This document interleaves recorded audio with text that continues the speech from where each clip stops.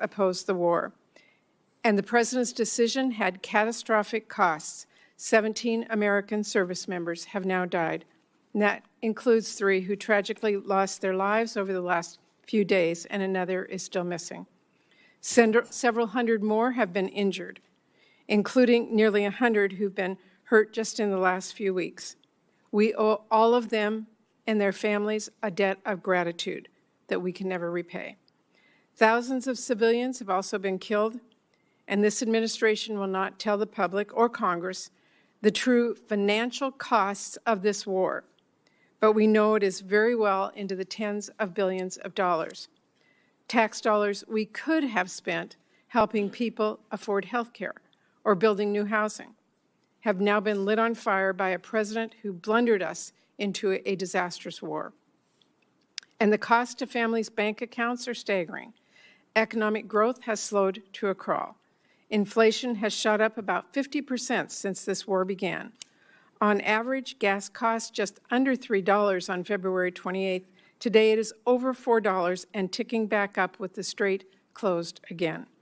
Americans have now paid more than $70 billion more on gas since this war began. That is over $550 more per household.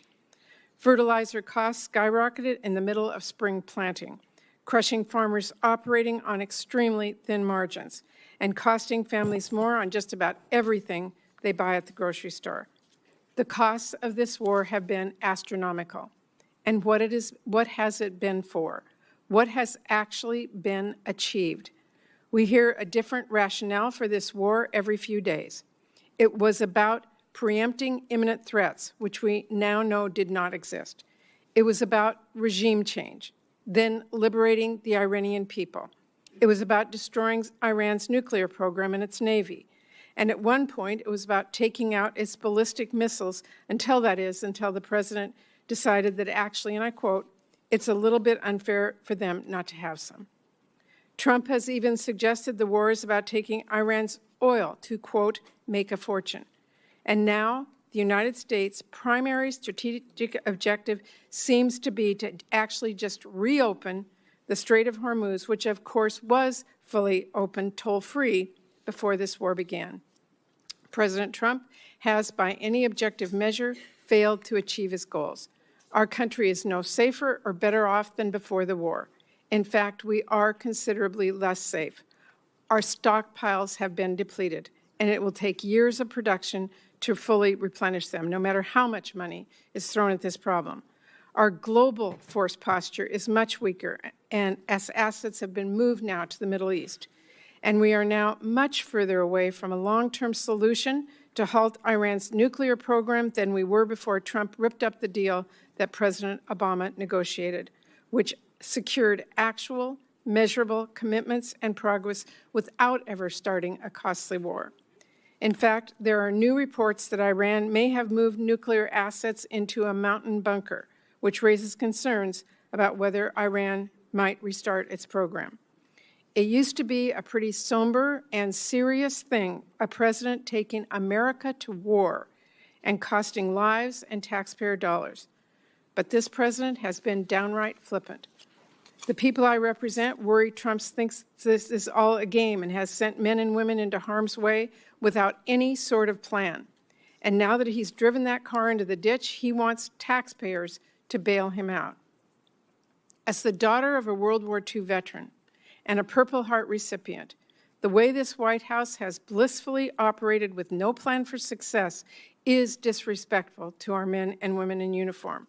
These are patriots. They are highly trained and have sacrificed tremendously to keep us safe.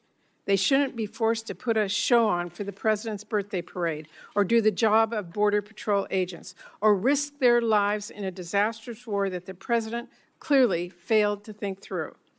And as a U.S. Senator, this administration's refusal to explain what it is doing or how this war is protecting Americans, its refusal to seek authorization from Congress, and its expectation that Americans will now just pay for it all without any explanation or transparency is disrespectful. And it's insulting to the people back home that all of us represent. So here we are 5 months later. The strait is closed. The ceasefire hasn't just disintegrated. This war is now spiraling out of control again. The president is threatening escalation and war crimes and suggesting this could be another forever war. He has told us over 40 times now that a deal is near and the war will be over soon. But now he is asking for $70 billion more and for us to just trust him it'll work out fine. Look, I've been very clear. My Democratic colleagues and I will do absolutely everything to ensure that we do take care of our service members and keep this country safe. Chairman Kaine, I hope you know that every Democrat on this committee deeply respects the sacrifices that you and our service members and their families are making. Everyone who signed up to serve our country deserves to be more than an afterthought in a war that the president decided to launch despite all the blinking red warnings. But my colleagues and I cannot and will not support rubber stamping a request to bankroll this war and whatever other misadventures Trump wants to get us into next. The American people want to see a quick and strategic end to this war, not $70 billion of their tax dollars sent to keep it going. And I want to make a few important points.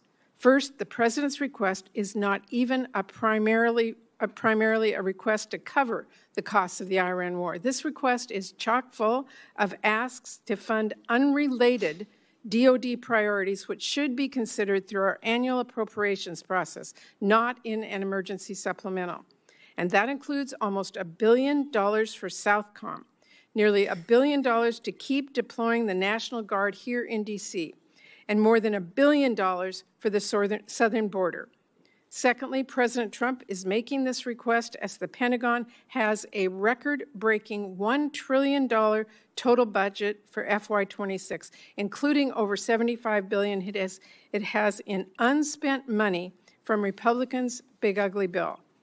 Understand you may have mismanaged your budget, Secretary Hegseth, but you have to do your due diligence to fix the cash flow problems you've caused before asking taxpayers for more. Third, the president is now asking for all of us to approve tens of billions of dollars in new funding for the war while his administration still has yet to share actual cost estimates, essential information to justify this request, and a plan for where on earth this conflict goes next. This administration is either hiding the truth from Congress and the American people, or if you take at face value what they've said in the few briefings that we've had, they have no idea what is going on and no plan to right the ship, neither of which is acceptable. Now, Trump is also asking Congress for over $10 billion to help struggling American farmers who have been crushed first by the tariffs and then by this war, which has shot fertilizer and diesel costs through the roof. I'm digging into that request, but let me be clear. As we're looking at what farmers might need to weather Trump's storm, we must also help families put food on the table. And to do that, we should delay and ultimately reverse Republicans' deep cuts to SNAP, which have already kicked at least 1 million kids off of food assistance. Finally, Trump has also requested, and I had to read this one twice to believe, $1.3 billion in new funding for the State Department for Global Health and Humanitarian Needs. At the very same time, his administration is withholding more than twice that amount in funding that has already been signed into law and is available for the same purpose. He's also asking for authorities to make U.S. taxpayer dollars subsidize the Venezuelan oil industry and to finance the establishment of private investment funds like the one he just handed over to one of his ballroom donors. Unfortunately, Secretary Rubio is not here with us today to explain those requests, to talk about how this war forced one of the largest evacuations of our diplomatic posts ever, or to explain whether, as a national security advisor, he still thinks this war is, quote, the right decision, and whether he still, quote, believes in it strongly. So this is really a request to make taxpayers pay for the president's reckless decisions from the Iran war to his trade wars to his global health cuts, all while doing nothing to help our families back home who are suffering because of those decisions. And that is what we should be focused on. helping people. Because as Senator Padilla and others on both sides of the aisle will tell us shortly, there are urgent domestic needs that we should be addressing instead of sending more money for Trump to drop bombs overseas. Priorities like disaster relief for our communities that have been ravaged by the unthinkable, or taking action to lower families' costs. You know what's a crisis right now? The fact that there are families I hear from back home who are working full-time and still being forced to decide whether to skip meals so they finally can buy their kids a pair of shoes. You know what's a crisis? The fact that hospitals are shutting down and kids are going hungry because of Republicans' cuts. Instead of bankrolling the president's war or sending ICE $70 billion, my colleagues on the other side of the aisle could work with us to quadruple our investments to cure cancer or help families afford childcare or help them afford to cool their homes. Those are policy choices. And Republican leadership has chosen to focus on funding war and ICE endlessly without a single cent for our American families. So let me close with this. This president says we can't afford health care. We can't afford child care. We can't afford housing. But somehow we can always afford another war. No price tag on that. Families in Washington state are skipping doctor's visits so they can afford groceries. Trump wants Congress to cut him a blank check for a war that no one supports. The American people entrust us to spend their taxpayer dollars strategically and thoughtfully. This is a huge responsibility, so let me be clear. I'm ready to work with my colleagues in a bipartisan way, as always, to address the needs of our nation and the American people. But I hope we can have real conversations about why there seems to always be money for Trump's wars, but never money for the families back home who are desperate for a little relief. So I look forward to today's discussion. Thank you. I will now introduce our first panel of witnesses. Today, we're going to be hearing first from our colleagues, Senator Mike Rounds of South Dakota, Senator Ted Budd of North Carolina, and Senator Alex Padilla of California. I welcome all of you, and Senator Rounds will begin with you first. Chair Collins, Vice Chair Murray, and members of the committee, thank you for the opportunity to highlight why food security and national security go hand in hand. I'd also like to thank the Trump administration for recognizing that input pressures have made it more difficult for American farmers to support their own operations. In South Dakota, farming and ranching is more than a job. It's a way of life built on hard work, stewardship, and the hope of leaving the land better for the next generation. Feeding and fueling the world has never been easy. Producers continue showing up year after year, despite drought, floods, disease, pests, volatile markets, and other challenges beyond their control. This supplemental funding request comes at a critical time. Farmers and ranchers are facing production costs that exceed market returns. Higher fertilizer, diesel fuel, seed, equipment, and crop protection costs, coupled with retaliatory trade practices and continued market uncertainty, have put enormous financial pressure on producers. Specifically, the projected loss per acre across the country in 2026 for corn is $131. For cotton, $342. For wheat, $114. And for soybeans, $80. While we work to strengthen America's ability to produce more of what we need here at home and reduce reliance on foreign supply chains, Congress should provide stability so producers can remain in business and continue producing the best food and fuel in the world. Today's threats extend well beyond weather and markets.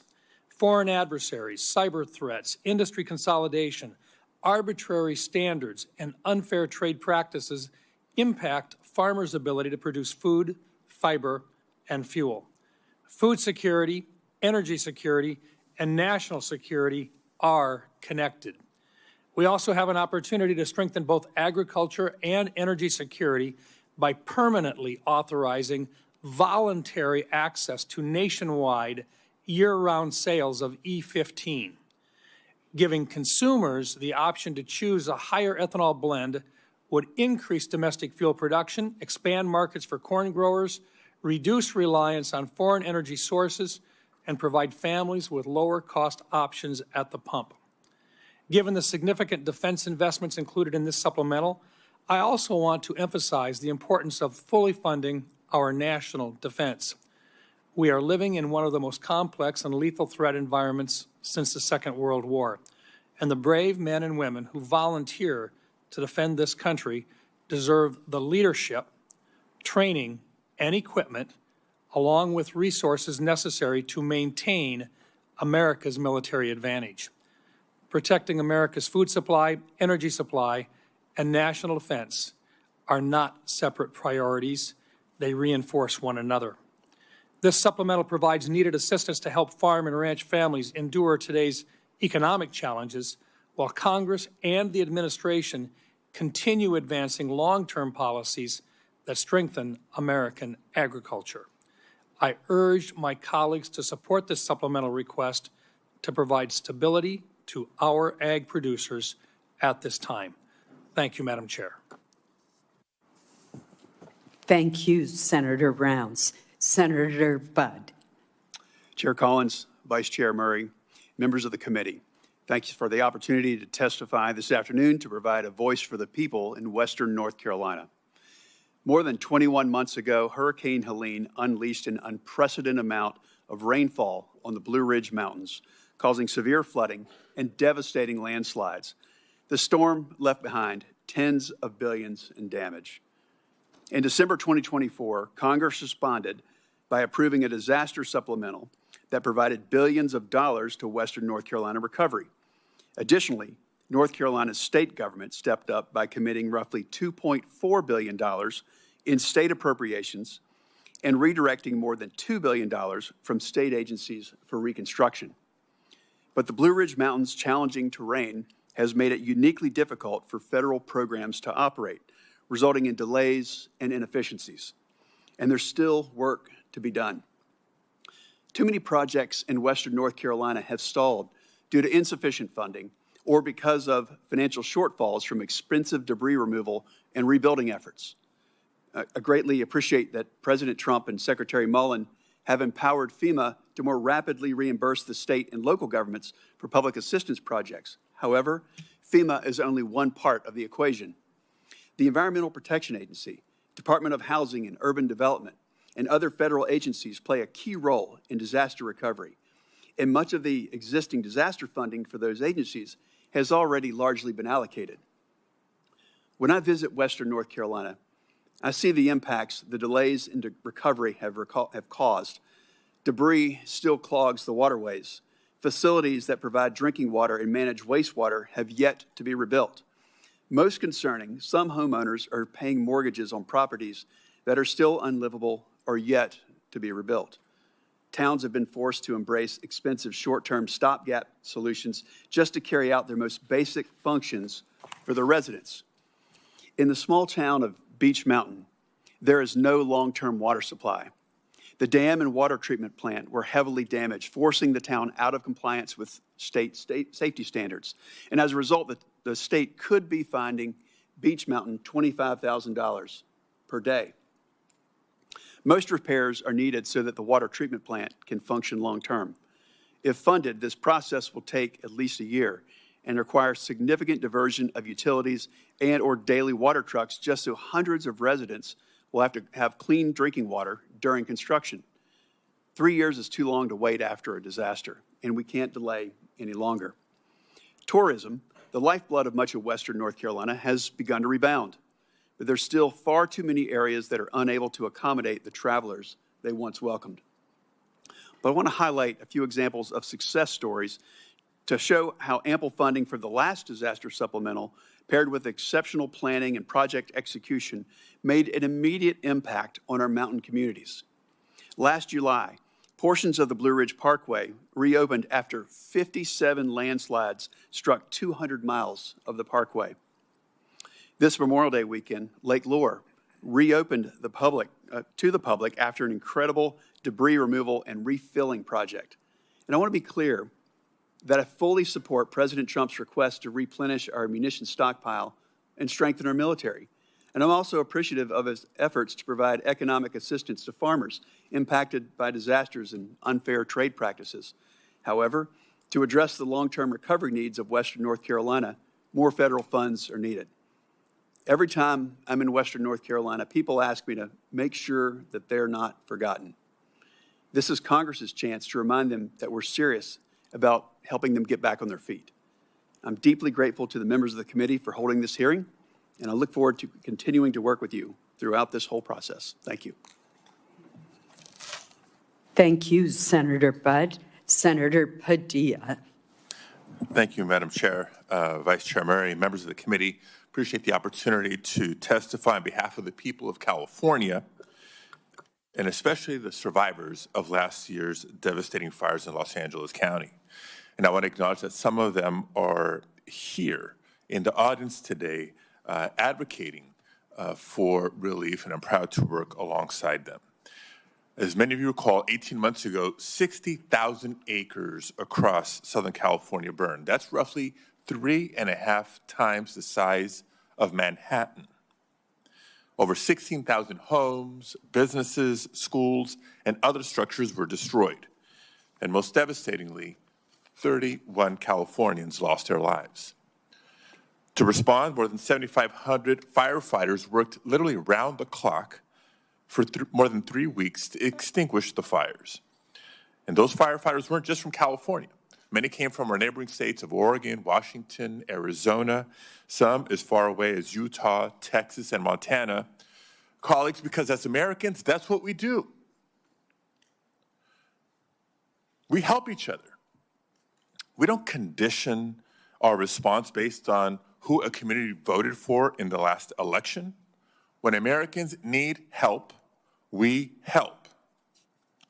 Now, walking around the Palisades and the Altadena communities during the fires and after the fires, you couldn't help but be moved by the scale of the devastation, the images of nothing standing but a chimney amongst a pile of ash. Cars literally melted into the streets or the drivers where they had been parked.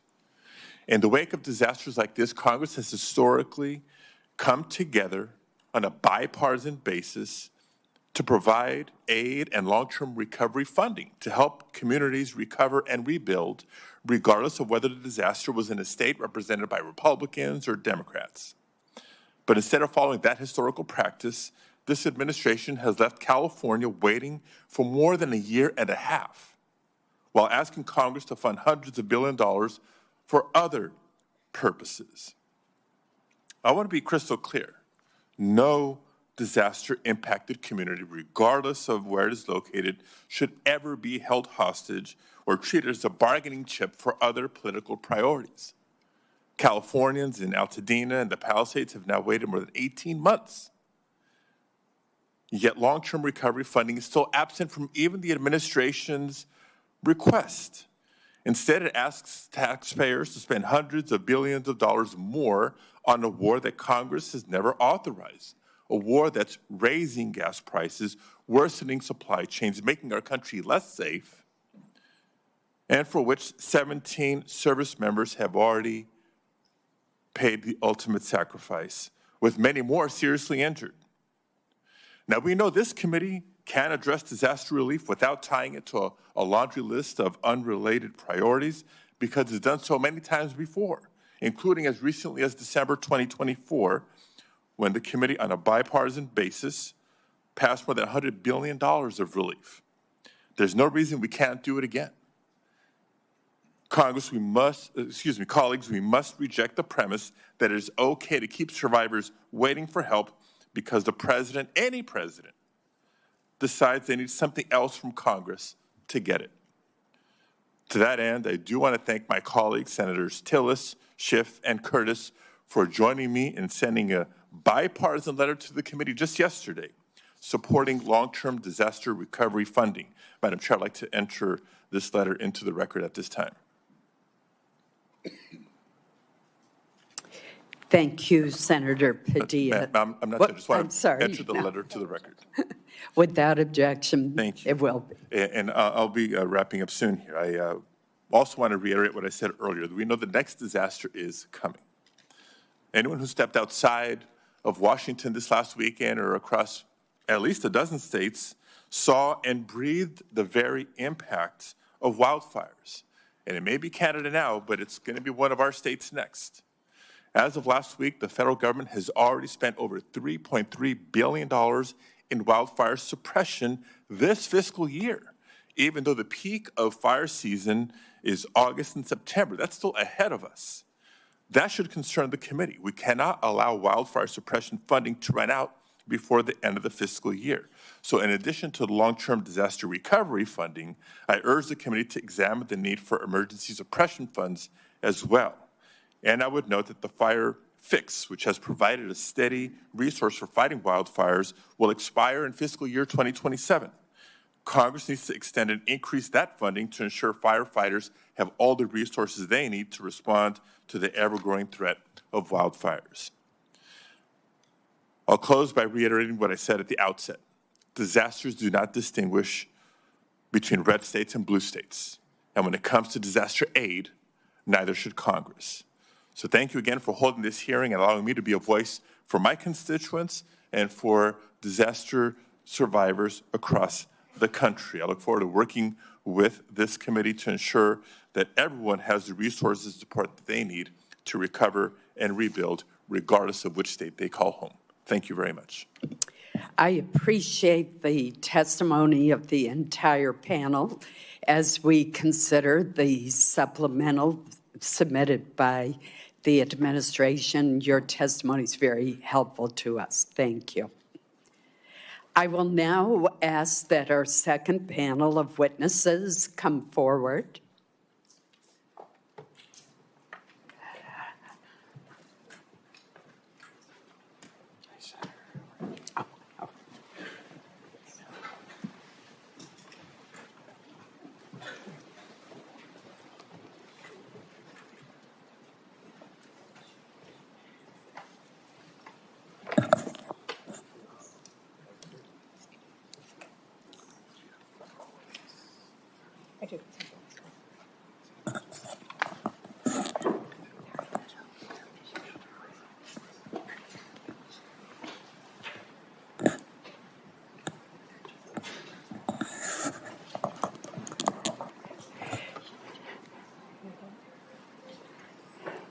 Well, leave it to our military witness to be on time.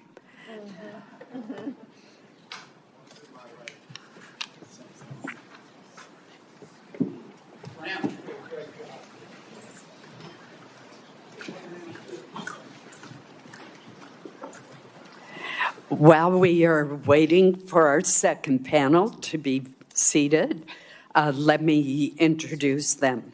We are joined today by the Secretary of War, Pete Hegseth, the Secretary of Agriculture, Brooke Rollins, and the Chairman of the Joint Chiefs of Staff, General Dan Kane. These administration officials represent the largest components of the administration's request, and we welcome them to the committee today. Secretary Hegseth, we will begin with your testimony. Please proceed. Well, Chair Collins, Vice Chair Murray, members of the Senate Committee on Appropriations, thank you for the opportunity to testify on President Trump's supplemental funding request for the Department of War. As you know, we live in a dangerous world that requires bold and swift action. Hence, this supplemental request for fiscal year 2026. This request is an urgent, necessary injection of resources to address the immediate needs of our department. The supplemental funding request is not a substitute. You're against this illegal law. This is against Iranian people, 90 million people. Your hands are bloody of 17 Americans and 4,000 The witness will suspend until order is restored in the committee room. I know that individuals feel very passionately, but we must have order in the hearing room so that we can proceed. We're now going to move forward with our hearing, and Secretary Hegseth, please proceed. Thank you. The supplemental funding request is not a substitute for the president's full $1.5 trillion base budget request. $1.5 trillion.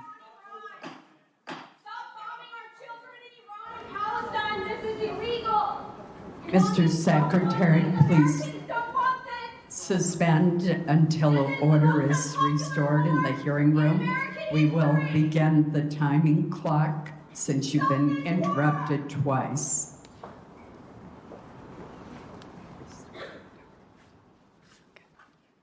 Thank you. Please proceed. $1.5 trillion is what the president seeks and what we need to defend the country. The members of this committee understand better than most that long-term strategic dominance cannot be funded through one-off supplementals. Veterans, call for end to this war right now. We will have order in the hearing room.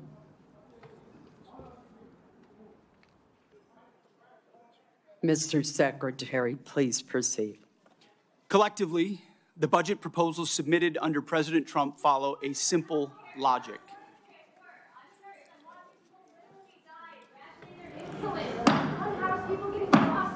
I would ask that the Capitol Police, whose professionalism I admire, remove those who are seeking to disrupt the hearing. Please proceed. President Trump's following a simple logic. The military requires a generational investment to deliver on peace through strength. We know the best way to create peace is to prepare for war, to deter it. And that's exactly what the Department of War is doing, building a force so capable that it would be absurd for anyone to challenge it. As the direct result of neglected priorities and gross negligence that ignored threats left over from the previous administration, President Trump inherited a set of global and domestic crises, deferred maintenance almost across the board. Instead of steering the ship through gathering storms, former leaders let our military languish through social experiments and globalist appeasement, sheer weakness. Under President Trump, we have built a different type of department.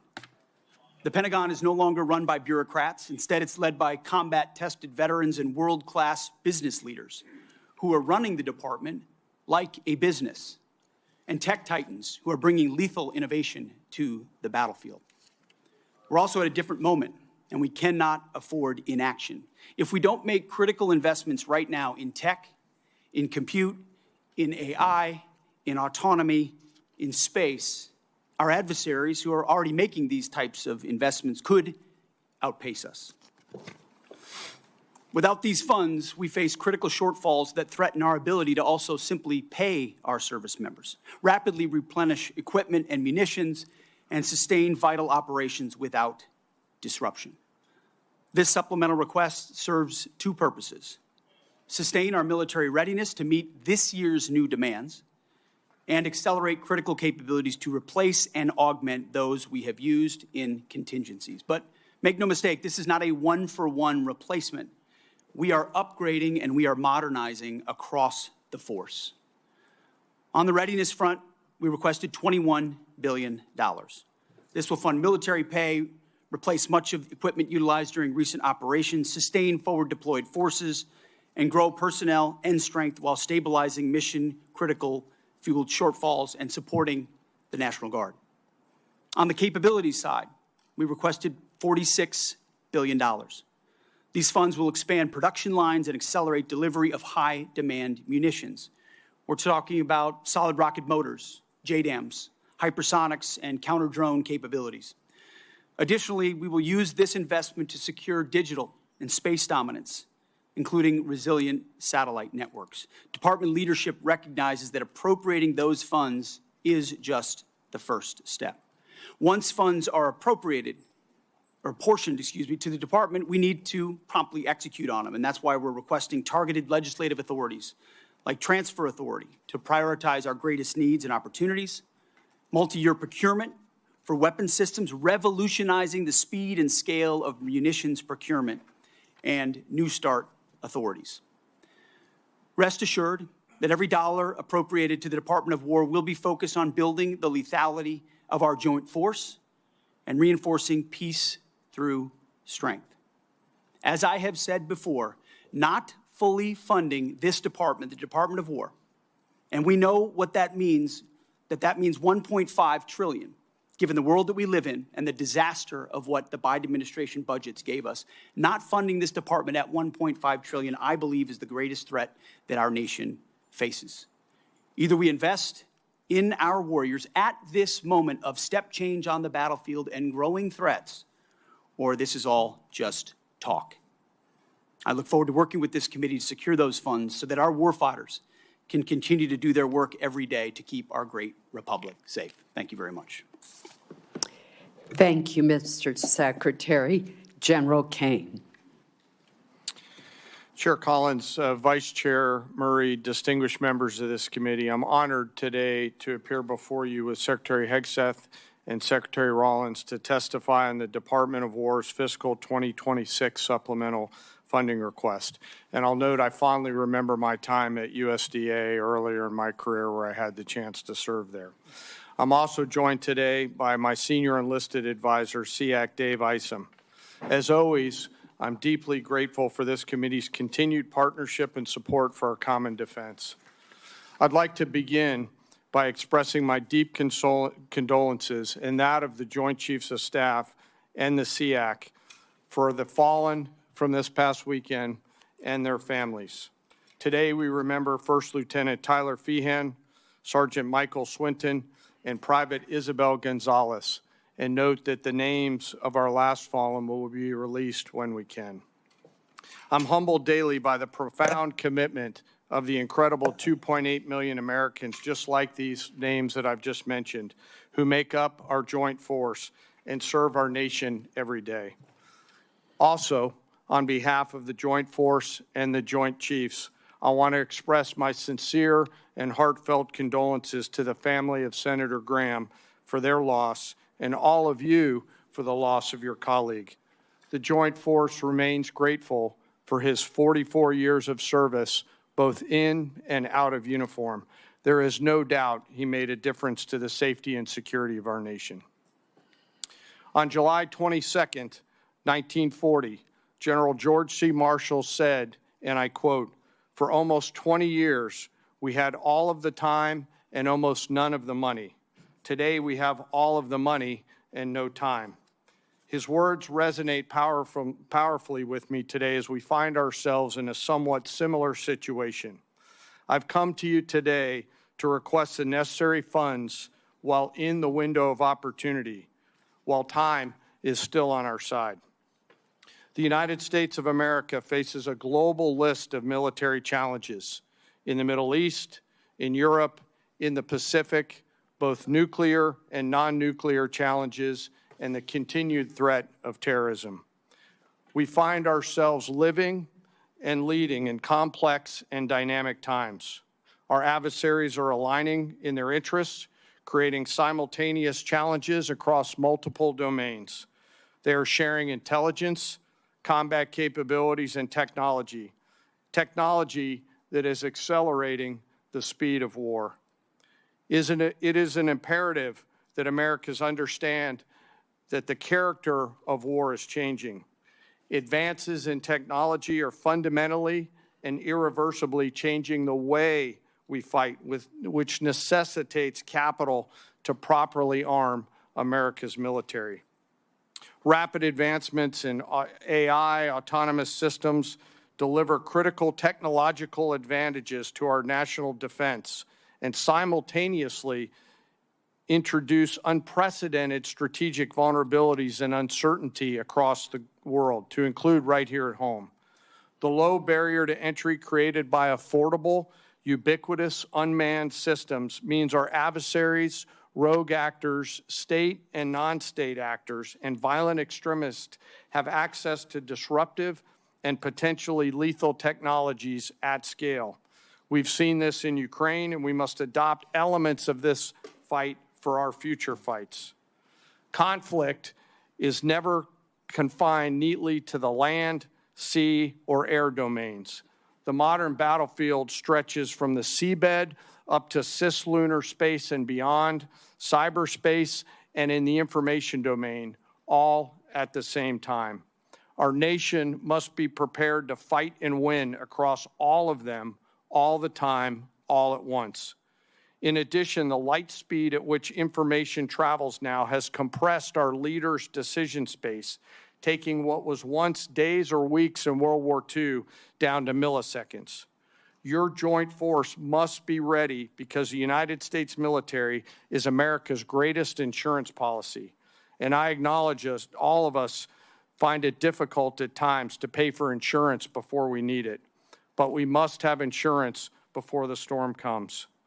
The Armed Forces of the United States of America serves as our nation's ultimate safeguard and our insurance policy to preserve, protect, and defend our national interests, security, and prosperity. To uphold this responsibility, we require predictable and consistent funding. This will allow us to partner effectively with our defense and national industrial bases, building on acquisition reforms that guarantee our warfighters receive capabilities at scale before they are required in conflict or combat. I'm struck by this season of American history we find ourselves in, and I continue to ask myself, if not now, then when? And if not us in this room and the rest of the Congress and the nation, then who? I acknowledge the environment we all serve in, but always remember that we are all Americans with deep and abiding love of our nation and our military service members and their families. I've come today to ask for your help and your support. America's armed forces need $1.5 trillion to meet the military challenges of the future. This supplemental is a part of that, and to be allowed to use this capital to pay for military personnel, operations and maintenance expenses, and accelerate investments on critical technologies, as the Secretary just mentioned. It is critical that we stay ahead of our adversaries, and we must have the funds before we're out of time. In closing, I ask all of us to remember our deployed service members around the world right now, especially our Army teammates who remain deployed after losing their friends and teammates this past weekend. And I again ask all of us here in the Senate and across the American people to never forget our fallen and their families who continue to show us what courage, tenacity, grit, and commitment to the nation looks like. Thank you very much, and I look forward to your questions. Thank you, General. Secretary Rollins. Thank you so much, Chairwoman Collins, Ranking Member Murray, and distinguished members of the committee. Thank you for the opportunity to appear before you today. Let me begin with the bottom line up front. The United States Department of Agriculture is joining today the United States Department of War in a fight for America and for American flourishing. After all, defending America's ability to feed and fuel and clothe herself is defending America, full stop. This can be easily forgotten. For centuries, we built farms and ranches and transportation that fed not only America, but the world too. For a long time, that prosperity made America strong and made America safe. But across the past 100 years, and especially across the last administration, we took that source of strength in war and peace, our farms and our ranches, and the communities that surrounded them, and we hollowed them out. We made them weak, and we put them on the precipice of decline and extinction. We sent our food production overseas. In fact, 2023 was for the first time a significant net importer of our food for America. And in so doing, we replaced American production with massive amounts of imports. We allowed and even encouraged the consolidation of agriculture, seed production, processing, fertilizer, and beyond into massive industries at scale. Today, nearly 85% of our meat packing capacity is controlled by just 4 companies, including 2 that are foreign-owned. Additionally, our largest pork company in America is owned by a China company, or China.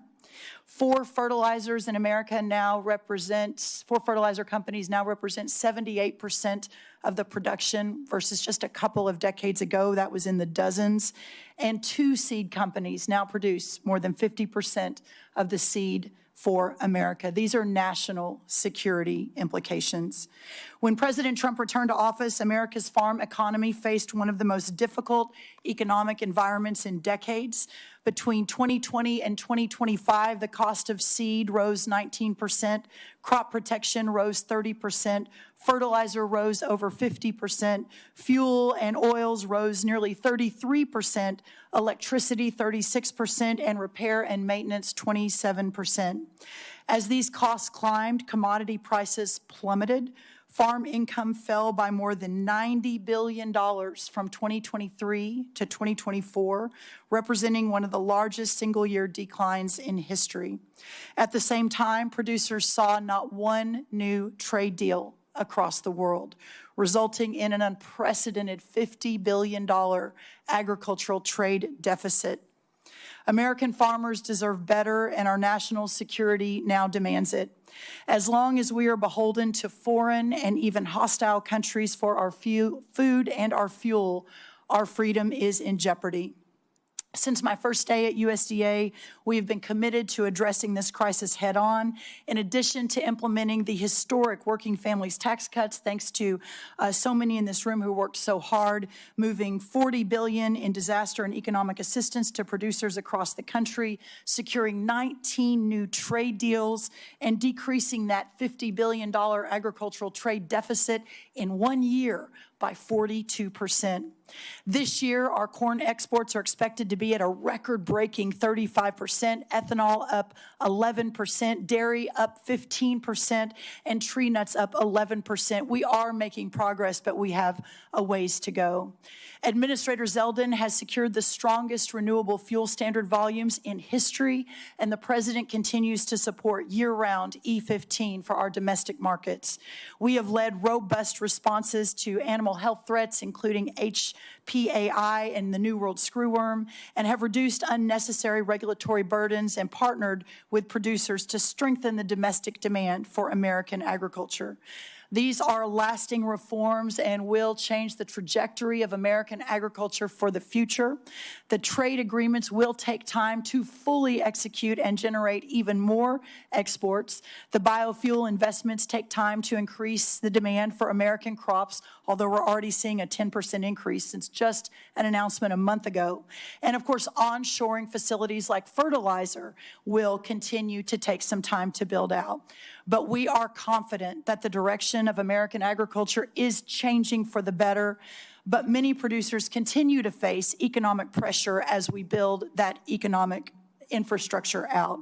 Specialty crop growers across the Northeast, the Mid-Atlantic, the Pacific Northwest, and Florida suffered devastating freeze losses this past winter. Producers across the plains continue recovering from catastrophic wildfire and events occurring while many operations are still working to catch up financially. That is why our proposal includes $10 billion in temporary economic assistance for 2026 row crop and specialty crop producers, and also includes $1.1 billion to help producers recover from catastrophic freeze losses suffered this past winter. Congress has taken similar action over many decades, and we're so grateful for that, but including most recently 2023 and 2024 with economic aid and disaster relief aid with the hurricane seasons. I want to be 100% clear as I close. For the sake of American national security, American existence, and the American future, we must, in the long run, end this system that has grown up like a weed and strangled the American farmland and food production. Farmers want to farm for their products, not for a government check. They want to be free from dependency and free to innovate. We know what happens when they are able to do that. They build and feed the greatest republic in the history of man. But when they aren't, well, we know the danger that we are in today. But that's why this supplemental is so important. It provides a bridge and extends a hand to Americans who need it. It buys the nation the security that we need, and it buys us time to deconstruct and then reconstruct a new system, putting our farmers and ranchers first, and to restore the system that originally made America great. For our farmers, the defense of American freedom continues. They only ask to be free to fight. Thank you so much. Thank you for your testimony. We will now begin with questions for our witnesses.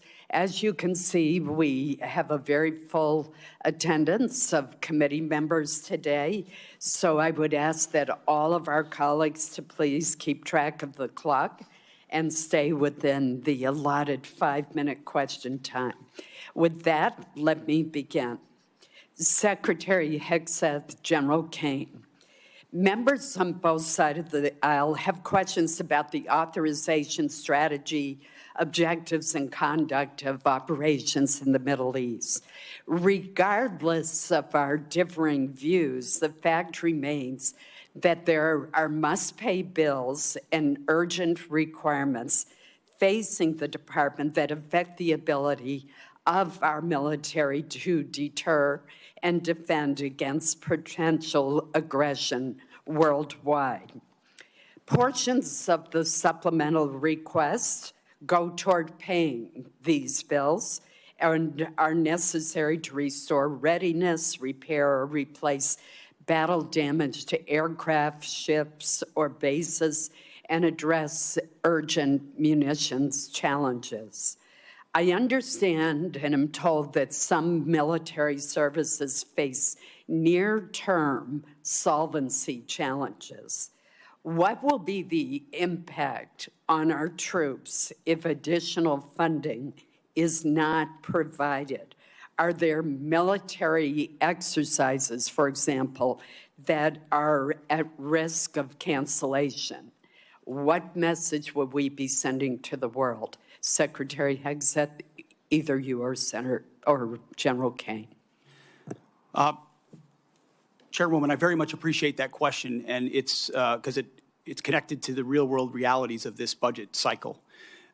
There is training right now and training in the future that would have to be curtailed if we do not get our budget needs met and met urgently. And yes, some of that has to do with the current budget cycle and how things come together. But we are a department that for 4 years met funding shortfalls under the previous administration. It was not a priority to fund the Department of Defense under Joe Biden. It also took the munitions and a lot of there were 5 supplementals out of this committee that took munitions one for one and sent them to Ukraine and had tried to replace them with the same bureaucratic process that was too slow and didn't replace them in real time. And then there were threats that were ignored around the world. So you're looking at a lot of negligence and a lot of deferred maintenance that this department is having to catch up on. And so that's why I call this a generational investment. It truly is. This is $1.5 trillion budget with this supplemental being part of it is how we catch up and get ahead. And ensure in the process we're putting soldiers and sailors and airmen first, Marines first, Guardians, that their pay increases, that the end strength increases that have gone up because recruiting is at historic levels are fully funded. So rather than trying to play catch up and make sure we're not losing training, we should be ahead of that curve. And that's where we think $1.5 trillion can get us. Thank you. Senator Kane, General Kane, I'm going to ask you to respond for the record because in my remaining time, I do want to ask Secretary Rollins a question. Secretary Rollins, as we heard from the previous panel, our country has many outstanding recovery needs from disasters and other weather-related events over the past 2 years. As this chart shows, and this is a chart from your department, many have unmet weather-related agricultural losses. In Maine, many of our producers are struggling amid a combination of market volatility and disaster conditions last year, which included excessive rainfall in the spring, followed by a severe drought. They need relief. Yet the administration's supplemental request does not include funding to address these recovery needs. It does have $1.1 billion to help Florida agricultural producers rebound from a severe freeze this past winter, but nothing for prior disasters in other states. Can you explain USDA's thinking behind focusing your request just on the 2026 freeze rather than on the 2025 disaster declarations that you made? Yes, Senator, thank you for that question. Obviously, the discussions that went on over at OMB and with our teams continue, but what I will say is we are obviously 100% in support of any sort of disaster relief program for our farmers, whether it's hurricane, tornado, drought, freeze, et cetera. So look forward to working with you on that and specifically understanding the larger context here that there's a lot of farmers, a lot of producers who are really hurting, not just in Florida and not just from the freeze. So it's important that we work together to solve for that. Thank you. Senator Murray. Thank you, Chair Collins. Secretary Hegseth, your department received $150 billion last year in the Republicans' Big Beautiful Bill. It also received a record $839 billion for fiscal year 2026, more money than you asked for last year. Combined, that is a $1 trillion budget for the year, and as I already mentioned, your department has yet to spend half of the reconciliation funds. And despite that, you are here today asking for tens of billions of dollars more for things that you've already asked for in your FY27 request or that have nothing to do with Iran. This administration has tried to sell this as an emergency request, but it may be better understood as an attempt to skirt the normal appropriations process. Here are just a few of the things requested in this Iran supplemental. $800 million for the National Guard to patrol D.C. even longer. Over $1 billion for the Army to patrol the southern border, which is DHS's job.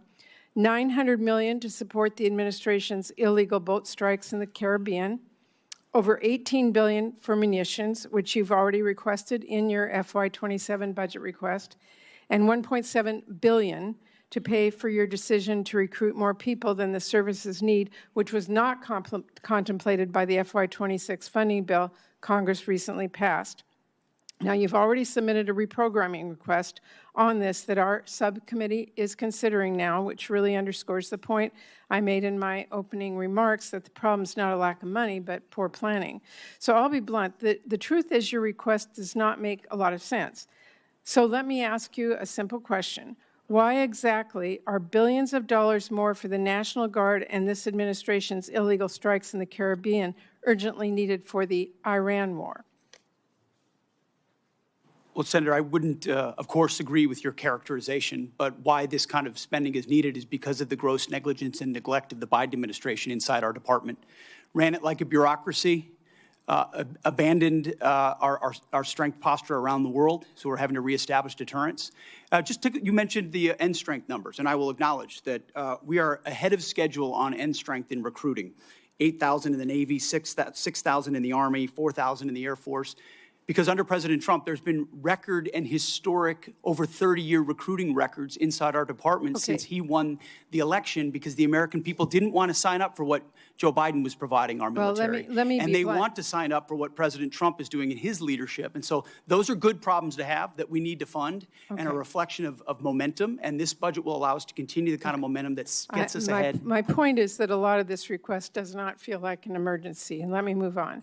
Secretary Hegseth, like most Americans, I've had a lot of trouble following this administration's contradictory statements about the war. On April 8th, you said, and I quote, "Their missile program is functionally destroyed, launchers, production facilities, and existing stockpiles depleted and decimated and almost completely ineffective."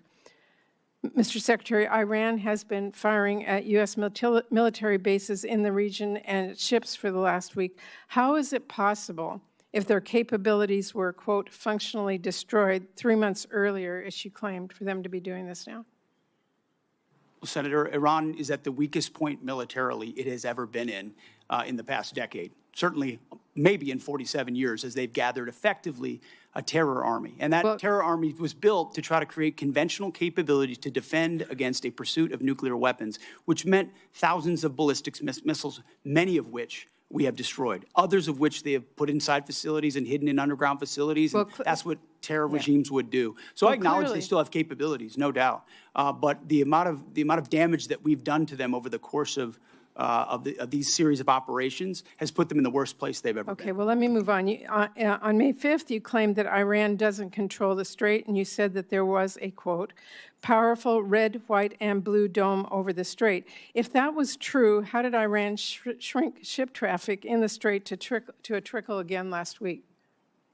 We pushed almost, I believe, between 400 and 500 million barrels of oil under the nose of Iran over the course of Project Freedom, which went underground, which I acknowledged after we did so covertly because it was more effective to do so quietly than to do so publicly. So we've been in control of moving traffic through there for quite some time. Will they retain the ability to recklessly shoot at commercial shipping? And that's what happened. We had a ceasefire, and then they shot at commercial shipping well, you recklessly also as a state. said at that's that what changed same press conference, and I'm going to quote you, you urged Iran to, quote, let innocent ships pass freely. These international waters belong to all nations, not to Iran to tax, toll, or control. Last week, President Trump said the U.S. would charge a 20% toll to each ship to pass through the state. So based on your opposition to tolls, did you talk to the president out of that idea, or did someone else?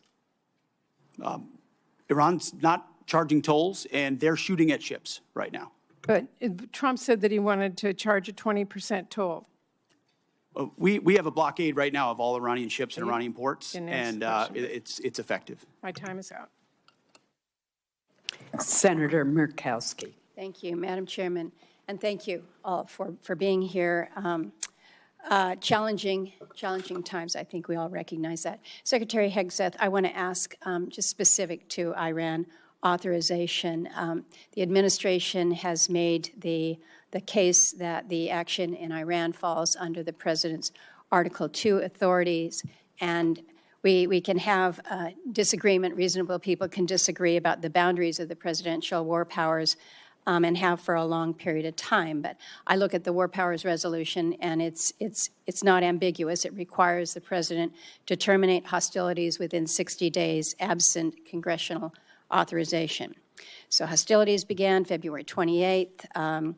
May 1st, Congress was informed that hostilities had ended, but yet despite the fact that hostilities had ended, we were still seeing sailors being fired upon still activity. Then in June, an MOU is signed to preserve the ceasefire while negotiations continue. That MOU has now collapsed, and we are seeing the resumed attacks in the Straits of Hormuz. On July 10, the administration sends Congress a new war powers notification, effectively restarting the 60-day clock again. So I'm concerned about this sequence because you have a situation where the claim essentially allows the president to extinguish the war powers clock just at the moment that it becomes legally inconvenient through declaration of temporary ceasefire. Then it's reset, avoiding the congressional authorization that the Constitution requires and the war powers intends. So we had an opportunity in previous appropriations hearing for me to ask if you felt the administration had all the authority that it needed. You indicated at that time that no, additional authority was not needed. Is the administration still taking that position about needing no authorization from Congress at this time? Senator, I know there's a long-standing legal debate on this particular topic, but we certainly as a department share the position of the White House that we have all the authorities necessary at this moment. So let me just kind of do a follow-on. In the Clinton administration, this is 1999, there was an operation that was launched, Operation Allied Force, NATO airstrikes against Yugoslavia. There was not a prior congressional authorization that was sought.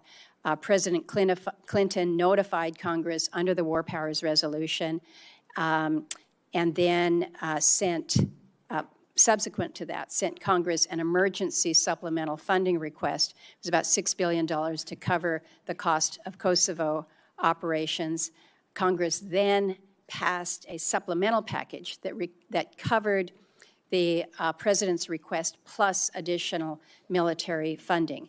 But Congress never passed a standalone authorization for use of military force in Kosovo. When the war powers clock was set to run out then in May of 1999, the Clinton Justice Department's Office of Legal Counsel issued an opinion holding that the supplemental appropriation itself, passed without any authorizing language, satisfied the War Powers Resolution requirement. So is the department looking to that or intending to rely on that same reasoning that funding alone can substitute for explicit congressional authorization? Senator, I would have to defer to our legal department, and we'll get back to you with our views on that. But as of right now, we think standalone Article 2 authorities exist for us to conduct this operation on behalf of the defense of the American people, that the president has those authorities, and seeking this funding is important in pursuit of that and our $1.5 trillion budget. But I wouldn't connect the two without consulting with our legal folks first. In my remaining time, let me turn to you, Secretary Rollins. I appreciate that you have acknowledged that fishermen are farmers of the sea. I don't know whether you are aware whether any fishermen will be eligible for any of the supplemental funding. They too have faced many of the same challenges that our farmers have with high fuel costs, the impact from tariffs, disasters that we have seen. In the 15 seconds remaining, any help for our fishermen? Well, I remember having the conversation with you when we were going through the process, and my commitment to you and to Senator Collins and some of our others on across the aisle was that it's time for USDA to recognize our fishermen as part of our farmers of the sea. That's never happened before. We now have an office at USDA focused on fishermen. And so I think as you all move forward with the supplemental, the conversation, and obviously up to you all what that looks like, but very supportive of treating our fishermen similarly to the rest of our farmers. Thank you. Thank you, Madam Chair. Thank you. Senator Durbin. Thanks, Madam Chair. Mr. Secretary, I'd like to ask you to help me reconcile some numbers. It's my understanding that this whole supplemental funding request is $87.6 billion, and most of the funding, $67 billion, is for the Department of Defense. Yet we are told the Department of Defense still has $75 billion in unobligated funding from last year's reconciliation package. Is that true? Roughly correct numbers, yes. So you've left some change on the dresser before you prepared to come for this hearing. What's going to happen to that $75 billion? Well, that 75 is, there's plans and designs on that, part of the rebuild of our military, which had to be undertaken. And so the One Big Beautiful Bill gave us specific avenues. I'd have to get you the exact numbers of what that is left to be allocated. Does it have to do with the war in Iran? No, this is rebuilding our military from what was not funded in the past under the Biden administration. So this is from 2026, One Big Beautiful Bill, which helped move the president's priorities like Golden Dome for America, move away from all the woke priorities of what the Biden administration was pursuing, give us a chance to start cutting these deals on munitions, all the things that the president wanted us to focus on: shipbuilding, hypersonics. I mean, the Biden administration ignored hypersonics. They just decided to pretend like that technology didn't exist and we shouldn't invest in it. There are things. I don't know what Lloyd Austin did for 4 years. I really don't. Well, sure the amount of neglect, the amount of stale thinking and bureaucracy, it was staggering when we took over. So One Big Beautiful Bill gave us a chance to get caught back up. Let me interrupt your speech for a minute, Mr. Secretary. It's my turn to ask questions. I've been listening patiently while you made your presentation. You estimated at one point that the cost of the war in Iran was $29 billion, but then added a caveat that there was a replacement of munitions, for example. Do you have a new estimate about what the war has cost us so far in the 5th month of the first year of this war in Iran? Senator, the estimate we have as of today is $37.5 billion. And is the current activity, which we've been told about, the exchange of fire back and forth in Iran, an indication that that number is going to go up in the months ahead? Some of that number captures additional O&M, mill pay, and other that would be anticipated through the fiscal year. So some of that anticipates what costs would be going out in the future as well. So the new number you've given me is what? $37.5 billion. Senator. And that represents the cost of the war through what period of time? Through now for certain aspects of it, but also mill pay, O&M, other anticipated costs through September 30th, Senator. General Kane, let me ask you a question. I joined a group of senators, some are here, Senator Rounds, Senator Coons, Senator Shaheen, and met with President Zelensky in Turkey during the NATO summit. He was very explicit in terms of what he needed to win. He feels the momentum in Ukraine is moving to his side and that he is putting a foot forward instead of back. Is that your feeling? Sir, I think the pressure that Ukraine is putting on Russia is substantive at this point. Do you acknowledge his request that we help them with air defenses as a high priority? Sure, I know he's made the request. Whether or not that moves forward is always a debate at our civilian leadership, but I'm aware of that request. Are you aware of the fact that we appropriated and the president signed into law $400 billion of supplemental funding for Ukraine, including money for air defenses? I am, sir. Are you also aware the administration has informed us that that money will not be available in many aspects until the next president is in office? Sir, I'm not aware of that. that's a My understanding was that capital had been allocated, but I'll have to defer to my civilian leadership. No, I'm sorry to tell you the pay plan tells us to be prepared to spend that money in fiscal year 29. The new president, whoever it may be, will make that decision. If you're talking about air defenses and the momentum on the side of Zelensky, what impact will it have if we cannot fund this for 3 years?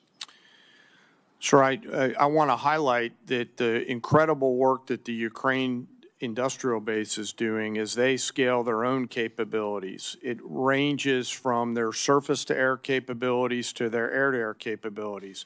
I'll note that recently we had the first air-to-air kill where a Ukrainian F-16 shot down a Russian fighter. So I think their ability to scale their layered defense has come along a long way over the past couple years with the help and assistance of many. General, thank you for your service to the country, and I'm sorry for our losses. I believe 17 servicemen have given their lives in Iran so far, and hundreds have been injured. We should acknowledge that fact. And let me also say, we're at a moment in history where we can win the war in Ukraine. That victory would be critically important for those people who have fought for more than 4 years against the odds and proven they can put Putin back on his heels. But instead of finding the money that they need now for air defenses, we're putting more money into this exchange with Iran, a war of choice which we never should have entered. Thank you, General. Senator Moran. Chairwoman Collins, thank you very much. Let me first begin with just a statement to you, Secretary Rollins. Thank you for your leadership. Thank you for your attention to disaster assistance. Hugely significant and important in many states represented here, but across the country. And it is as challenging circumstances as I've seen farmers in my time and representing them in the United States Congress. And I appreciate my colleague, Senator Rounds, for making that case today. I appreciate the efforts by Senator Bozeman, the chairman of the Ag Committee, and Senator Rounds and his Vice Chairman Shaheen for their efforts here on this committee for that effort. Secretary Hegseth, let me ask you about your recent visit to the 101st Airborne Division. You saw the MV-75 Cheyenne. You saw it firsthand and heard from soldiers, as I understand it, about the next generation capabilities, how they will transform the way we fight.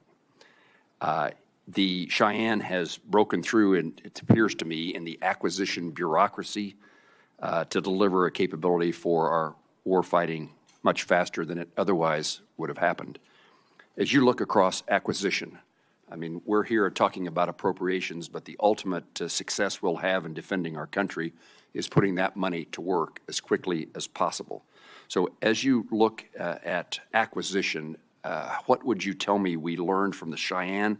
Is it a model how the department can, it intends to field the next generation of capacity going forward? What does the program need from this committee to meet both the schedule and the necessity of its capabilities? Senator, I appreciate the question. I think it's one of the untold stories of our department is how we've tried to revolutionize the speed and scale of new acquisitions and procurement. Some of it through munitions and ensuring that companies pay for building their own factories and their own assembly lines so that we're saving billions and billions as taxpayers while companies invest. And when you invest in something with your own money, you want to see it succeed ahead of schedule and on time.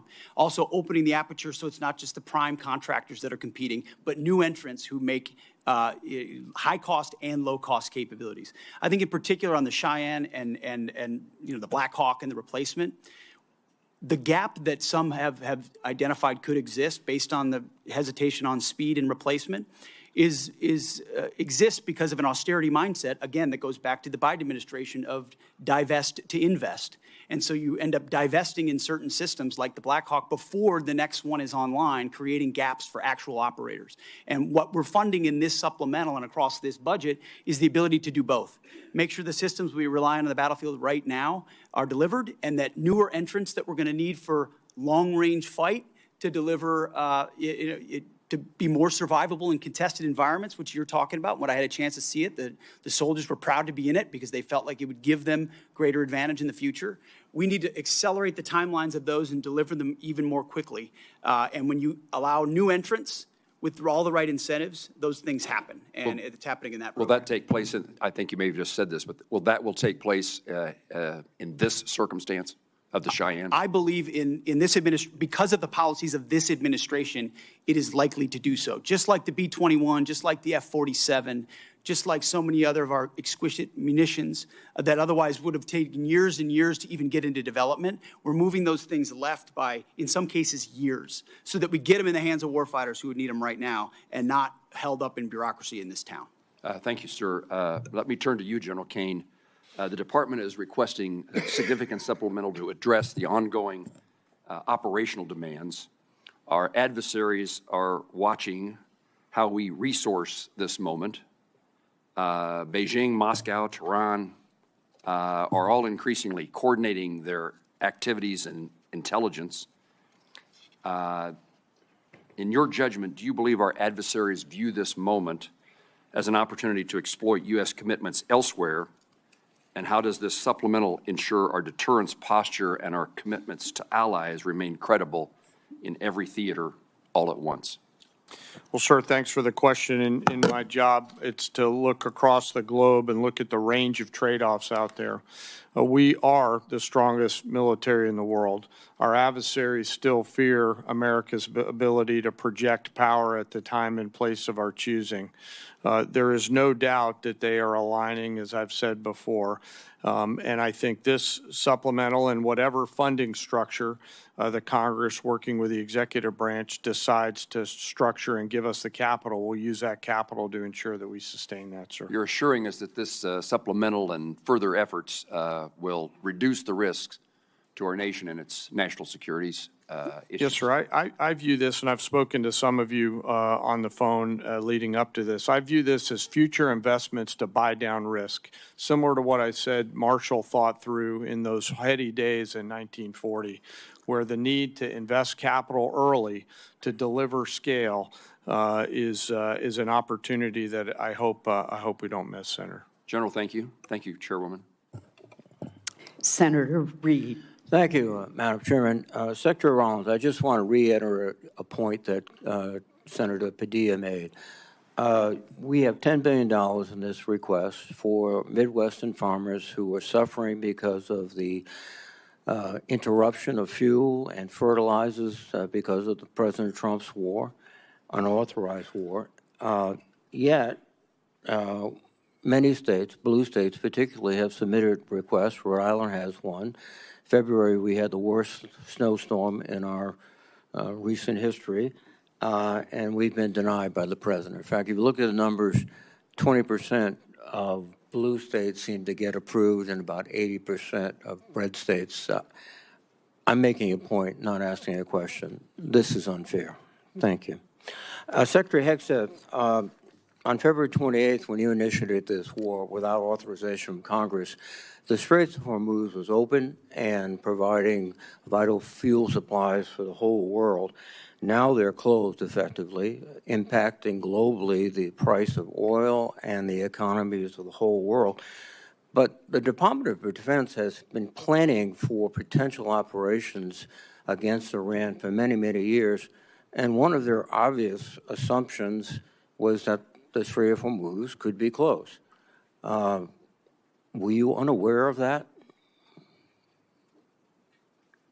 Senator, you are correct. Nobody plans more and looks at more contingencies than our department. And so, of course, Undertaking a historic effort like this, of this scope and scale, of course, the Strait of Hormuz was front and center in every single aspect of that.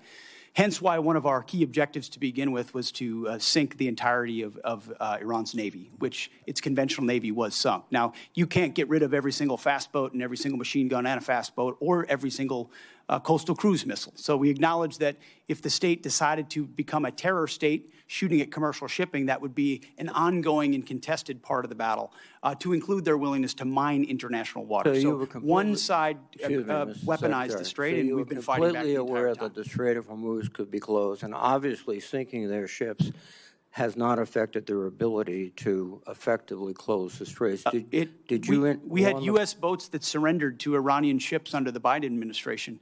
So their Navy was effective in expeditionary ways in the past. We're talking about a war you started, not a situation in which oil was flowing freely.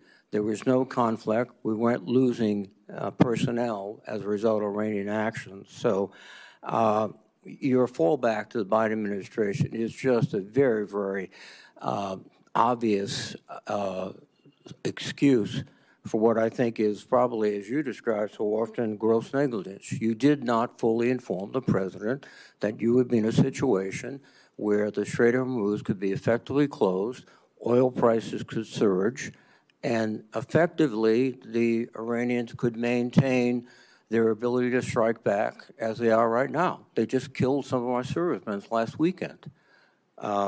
This battlefield and all the dynamics of it, of which the chairman and I are responsible for ensuring the president understands every branch and sequel of what could happen, and we did. So the fact that those contingencies all were part of the possibility, and we understood that, is all the more reason why President Trump deserves the kind of praise he should get for undertaking this effort, having the courage to ensure that crazy Islamists can't have a nuclear weapon to hold us at issue. And he's been willing to stay committed to that regardless of the challenges. Excuse me. So he should be praised. He should be praised for starting a war without authority, creating a situation in which the world economy is suffering tremendously. We have to have extra money for our farmers.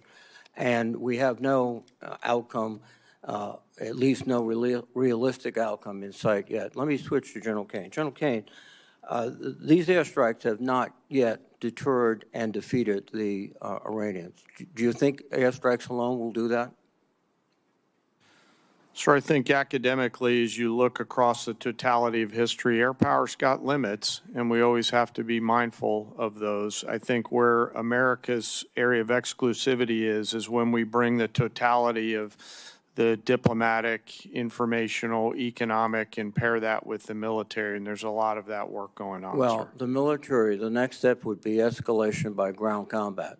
Do you anticipate that escalation? Sir, I think it'd be unhelpful for me to opine on hypotheticals. What I can tell you is we always develop an unbelievable amount of options and the associated risks, and then my main job is to always ensure that leaders understand those options and the risks. Now, if you employ ground troops to seize objectives, which I would assume would be the first stage, are you prepared for an extended guerrilla war, which would likely happen in that area? Sir, with all due respect, I think it'd be unhelpful for me to opine on hypothetical situations on whatever decisions the president may or may not take in the future.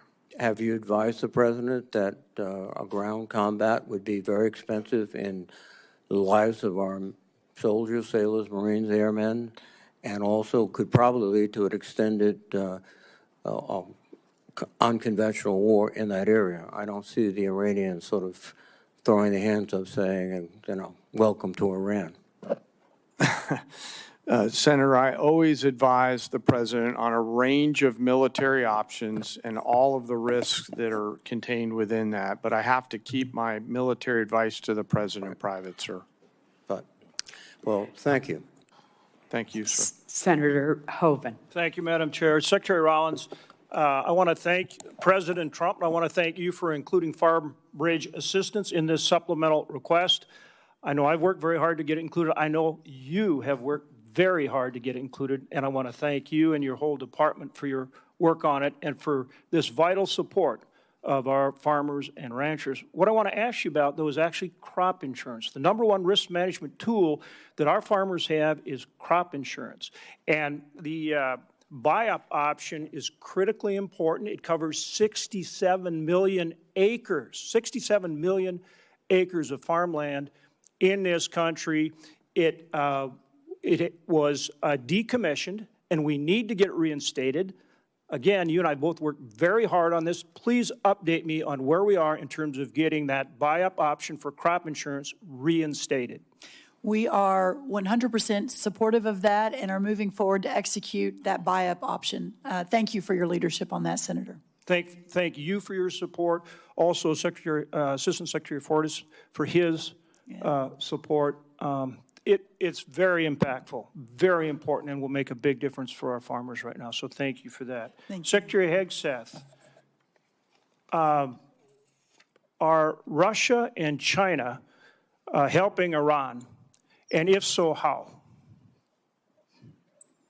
Well, Senator, as the chairman alluded to, there's definitely adversary alignment, attempts to do so, and there are many ways that we deter that, some of which are, and the depth and extent of it ought to remain classified, and it should, but there are ways in which both of those countries are limiting at different levels, enabling some of the things Iran is doing, yes.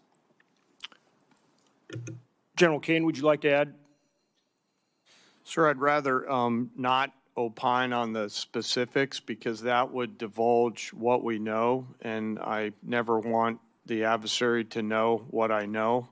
I just want to know it. And hopefully we'll get a chance to do that in the SCIF. Yes, sir. Happy to do that in the SCIF, sir. This relates both to the funding, but also, again, to how we achieve our objectives with Iran. Starting with you, Secretary, can we get to the point, and we're seeing continued, I think, improvement and progress on this, but essentially where we can work, and hopefully our allies they need to step in there with us, but where we get to the point where we can operate in the Strait of Hormuz, but keep Iran blockaded. We're continuing to get better at that, but that's how they'll never do anything that they say they're going to do. They've proven that over and over. We have to keep the pressure on. But if we can do that effectively, we keep the pressure on and achieve our objectives.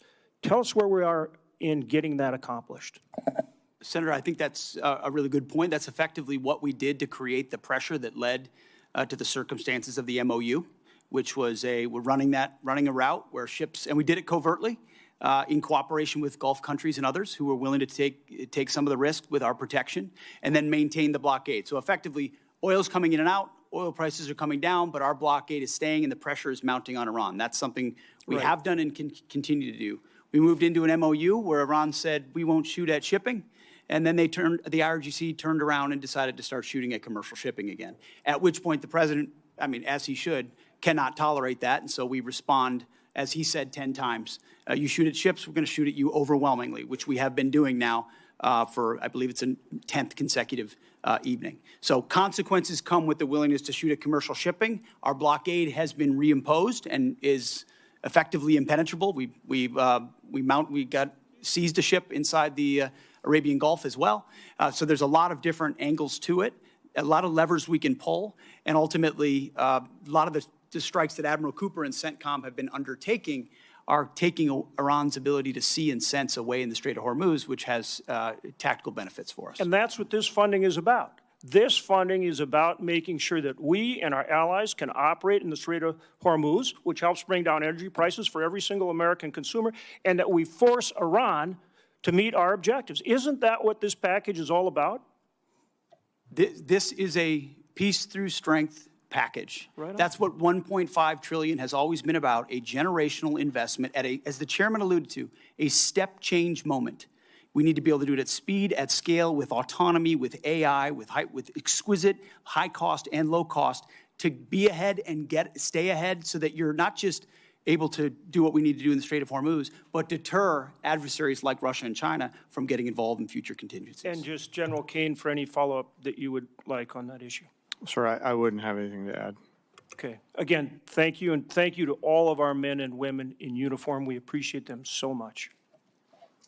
Senator Shaheen. Thank you, Madam Chair. Secretary Hegseth, since you last testified before this committee, we finally received the spend plan for the $400 million FY26 appropriation for Ukraine security assistance. This funding was passed back in January, and now there are only 3 months left in this fiscal year. And while I appreciate that we now see what most of the funding is intended for, I just heard from the CEO of one of the manufacturers of the defense articles that are contained in the spend plan that they not only haven't received funding, but they haven't even seen a contract. So when are we going to see a contract for those defense articles that are contained in the spend plan for Iraq? Or I'm sorry, for Ukraine. For Ukraine. Senator, I'll have to get back to you on the specifics of the timeline of that. I'll talk to our policy shop as well as the EUCOM commander to determine where that's at. Well, you've told this committee that you've barely spent half of the $150 billion in reconciliation funding. And if you still have $75 billion available, why are you asking the American people to absorb the cost of a war they don't support, instead of asking for transfer authority for unspent reconciliation funding, especially if you can't even get $400 million in Ukraine funding out the door? As I mentioned earlier, Senator, that money from the One Big Beautiful Bill is otherwise allocated to the rebuilding of our military with priorities of the president like Golden Dome for America and hypersonics and other munitions investments that we made up front as we tried to adjust the Biden budget into an America First budget. And so reallocating that away from those priorities is robbing Peter to pay Paul. Those are allocated to rebuild. But my point is, and ultimately we're committed if you can't to spend this it year's on agenda. a timeline that makes sense, why do you need to come back and ask for more money? Wouldn't it be better to spend money that you already have? And one of the things I noted was, or at least I think that this supplemental doesn't include funding to repair damage to our bases or to our military infrastructure in the region. And I have not heard that we've gotten the full extent of any of those damage estimates. So should we expect another request to address that military construction costs? And at what point do you stop asking Americans to foot the bill for a war they don't support on top of an inflated budget request and billions in reconciliation funds that you still haven't spent? Well, Senator, I obviously don't agree with your characterization of that. I appreciate that, but you didn't ask. But I want you to answer my question. I know you don't agree with my characterization. I don't agree with yours either. Well, one of the reasons I take issue with that characterization is something that Senator Durbin said when he talked about Ukraine and he talked about winning. And I appreciate as much as anybody winning a war. But I sit in front of a committee that wants to talk about winning a war that's been going on for 4 years and talks about strategic defeat of a conflict that's been going on for 4 months to prevent Iran from getting a nuclear bomb. I would hope for some perspective in this town of the historic nature of what President Trump is undertaking. Do you want radical Islamists to have a nuclear bomb I don't want to hear your speech world? because I have limited time. I don't understand. If you can't answer my question, then I will move on to my next question. Secretary Rollins, the timber industry has also been hard hit, as you know, by trade wars, by drought, by wildfires, by other natural disasters that are increasingly common. In New Hampshire, which is the second most heavily forested state in the nation, one of the things that we really need, as you know, because we've had this conversation, is a research program and Forest Service staffing on the ground in a variety of ways, but particularly at Bartlett Experimental Forest. These small investments in research and staffing and sound management help make the forest economies healthier and more competitive. I very much appreciate your having staff visit Bartlett last week with my staff and with staff from the governor's office.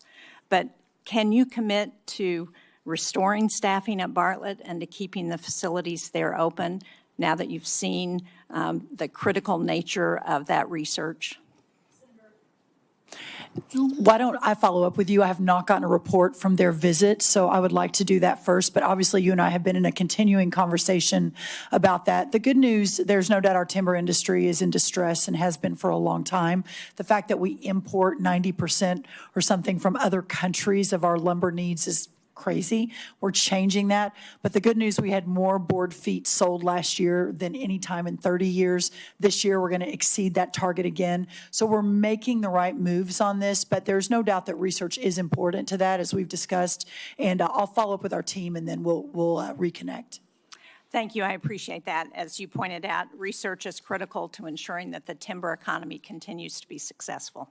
Thank you, Madam Chair. Senator Kennedy.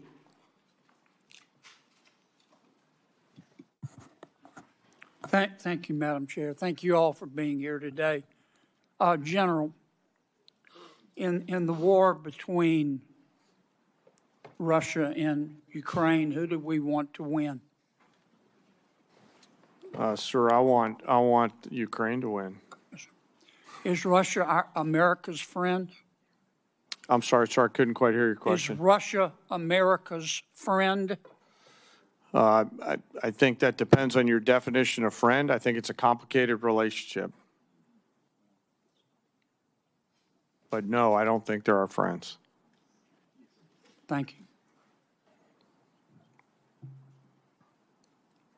If we could cut off Russia's cash flow, which depends substantially on its sale of oil, would that help Ukraine win? So I think militarily, anytime you can restrict resources and cash flows against an adversary, General, I that's a have good so thing. much respect for you. Yes, sir. But I have so little time. Yes, sir. I'll try to Could be you just briefer. Give me succinct answers. Yes, sir.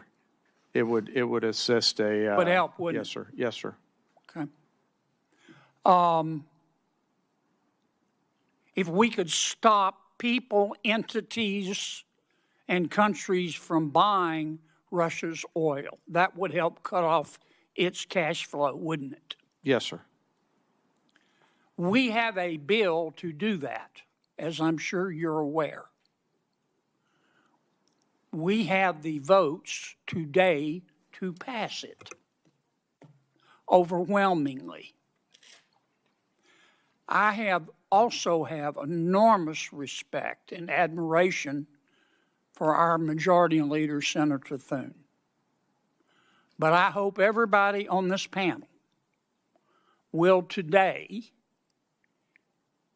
contact Senator Thune and ask him to bring that bill to the floor. We should vote on it at a minimum of next week. Some of my colleagues, General, want America to just stop in Iran. End the blockade, bring all of our warriors home. What would be the consequences of that, in your estimation? Sir, I think termination criteria is always a political decision. However, I assess that Iran will continue to be a challenge moving forward, so we have to be thoughtful Will about they put tolls on the strait? I don't know, sir. That's a decision that's a hypothetical and will depend on what happens It's not in the future. hypothetical. We've got a blockade to stop them. We do, sir. That's General, putting I want you economic to look pressure me in on the eye. Iran. I'm not asking you for, I'm not trying to get you in trouble. I know your advice to the president is private, but this is serious as 4 heart attacks and a stroke. Now, what happens if we come home and end the blockade to the world? Sir, Iran has the potential to continue to be a threat, and we will need to prepare military Will they options toll to do the that. strait? Sir, that's a hypothetical question, and I don't know the answer to that. Oh, it's not hypothetical. We come home. It's not going to be hypothetical. You know that, General, and I do too. And I appreciate your discretion, but we're down to it. We need some hard answers and some straight talk. What'll happen, Pete? Senator, I would agree with the chairman, but the likely outcome is they would try to impose their will on the waterways in ways that the world would not like. Call it a toll, call it a fee, call it an exchange, call it control. They would do something that they would try to hold it at issue. Yes, sir. Would they try to commence development again of a nuclear warhead? Part of the reason President Trump had to have the courage to do what he did after Midnight Hammer is that they didn't give up their ambitions even though their nuclear sites had been obliterated. So this is a regime hell-bent on nuclear ambitions, and Guys, President Trump's been willing to go after it. We need straight answers. Do we have the ability to destroy whatever is underneath Pickaxe Mountain? Senator, a lot of our capabilities are classified, but if anybody in the world can reach anything on God's green earth, it's the United States military, the most powerful military in the world. It's all about options and trade-offs. All right. I'm going to take a little extra time because others got it, Madam Chair. I won't abuse it. Secretary, are shrimpers farmers?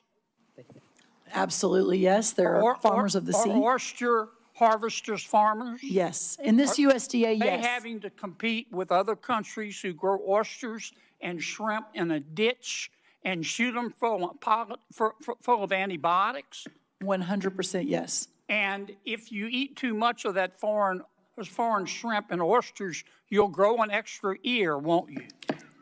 I'm not sure about that, but I know it is not good. And I also know we import 90% of our shrimp. Why aren't we inspecting the shrimp and the oysters from abroad? Well, it goes much larger than that. Why are we importing so much from abroad, which goes to the president's trade agenda? I'm in big trouble. Yes, you are. Guys, look, we need straight answers now. We're down to it. Senator Merkley. Thank you, Madam Chair, and Secretary Rollins. I appreciate your partnership on addressing several issues in Oregon, and I sent you information about a couple others, and you responded. Appreciate it. We'll follow up on the research service. We'll follow up on the concern about in-kind contributions serving as a match. But I particularly need your help on the fire funding.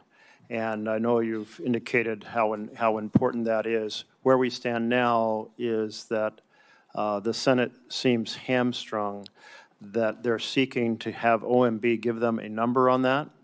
Various sources say the number is probably about $5 billion. I don't really care if it's 4.5 or 5 or 5.5. The point is that folks here, senators, are asking for a number from OMB in order to go forward. And when we're looking at the fires right now, in my home state's the epicenter of the highest risk in the country. So can we get your help to get that number and move this process? Yes, absolutely. It is of paramount importance, especially in the middle of fire season right now. Thank you so much. Thank you. And Chairman Kane, I think there was a sense that the President expressed at the start of the war that the U.S. military power was overwhelming and would likely produce unconditional surrender quickly by Iran. And that obviously hasn't happened. Was it your opinion as well? Did you feel like our military force could produce an unconditional surrender in quick order? Sir, I won't, with due respect, I won't share my private advice to the President. What I will assure you and the American people is I always speak truth to power and offer an accurate assessment of what my assessment is of both our readiness, the plans and activities that might be undertaken, the associated risks, and the secondary and tertiary considerations that go with those opinions or options. Thank you. So you feel like the various risks that the Iran could possibly close the strait, despite the destruction of their navy, that the possibility of assassinating their political leaders and their military leaders could produce a strengthened hardline and weaken the reformers, that Iran would have the ability to sustain its ability to attack sites throughout the Middle East, that the initial requirements of the war could surely deplete our basically high-end standoff munitions, that this could affect our relations with our allies. All those were factors well considered in this decision to go to war. Sir, as I said, I won't opine on or share my private advice to the President. I'm not asking about your Vice President. I'm asking you, did you understand these issues, or have these become revelations as the war's unfolded? Sir, my job is to understand all of the considerations that go into the carefully considered use of military power. Let me ask you this then. Yes, sir. I understand why you don't want to respond, but these are all massive risks that seem to be poorly weighed in the beginning of this misadventure.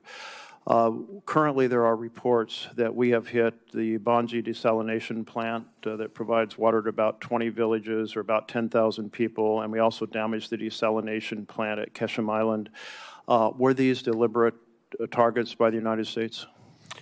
So I'm not aware of those as being particular targets, nor am I aware of those reports, and I'll have to go back and get back to you on that. If you could, I'd appreciate that. You are aware that infrastructure that civilians rely on to survive is not generally considered legitimate military targets? Sir, as you know, we have a robust process which considers a target that goes through a system that looks at a variety of considerations to include what you're alluding to around both purely civilian or dual-use targets. Great. I have trust and confidence in CENTCOM that they're looking at the range of those things on a daily basis. It sounds like you are assuring us that we will, the United States, not target, even in retaliatory sense, infrastructure that is generally considered to be primarily for civilian survival.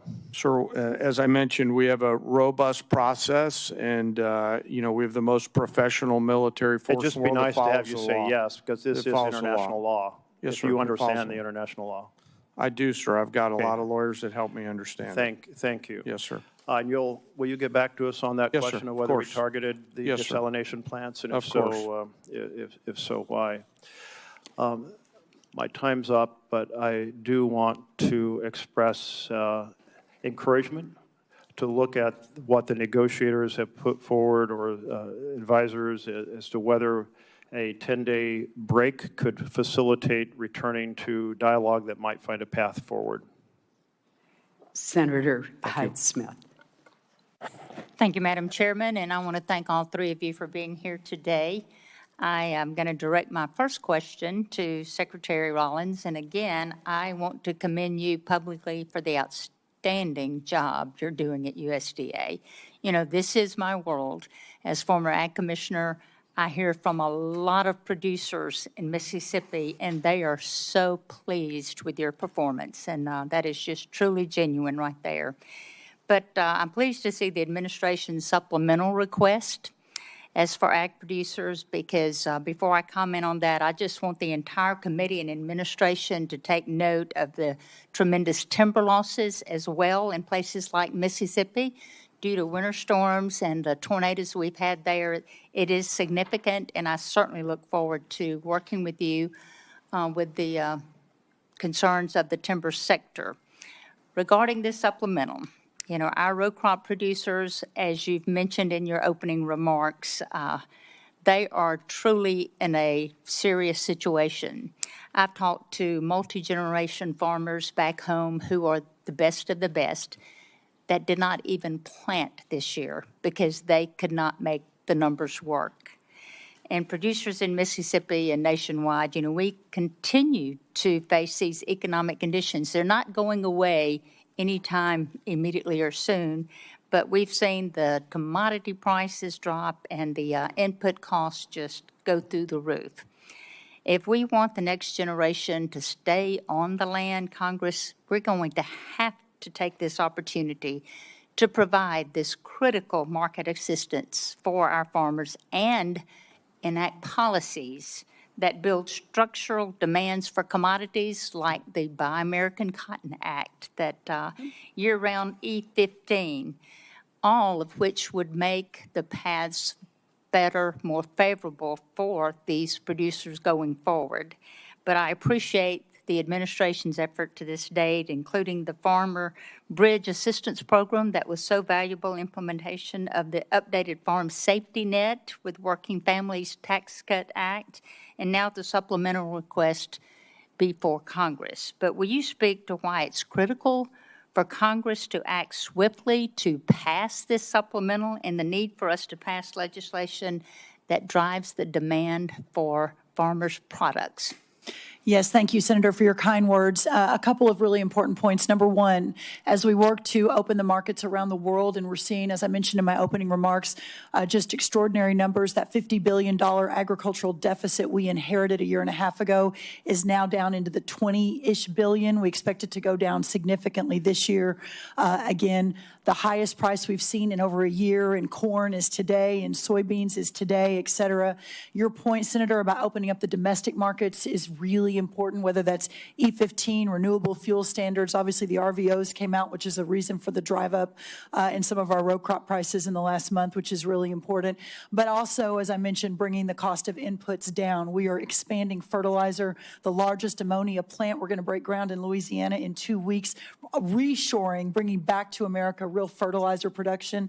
And then also the long term, we got to figure out how we are doing these supplementals and these bridge payments, which we have to do for these farmers to survive. But what we're seeing is just survival. And we're seeing a lot of the input companies, equipment, seed, fertilizer, make record profit. So we've got to be able to dig into that as well. But as of today, ensuring that we can keep these farmers farming while we're opening the markets, while we're bringing down the cost of inputs, is paramount for a secure America. And that's why this is so important today.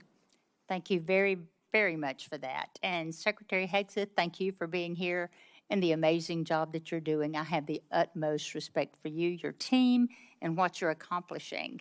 But I as well am committed to ensuring that our warfighters have all the tools necessary to accomplish the mission in Iran and whatever else that they need to defend our nation's interest. The supplemental request is in line with that goal. And I'd like to shift my conversation right now quickly to shipbuilding, which is extremely important to the state of Mississippi and our country's ability to protect itself. The President's FY 2027 budget requests funding for one DDG 51, while Navy leaders have said their goal remains to build 2 destroyers a year.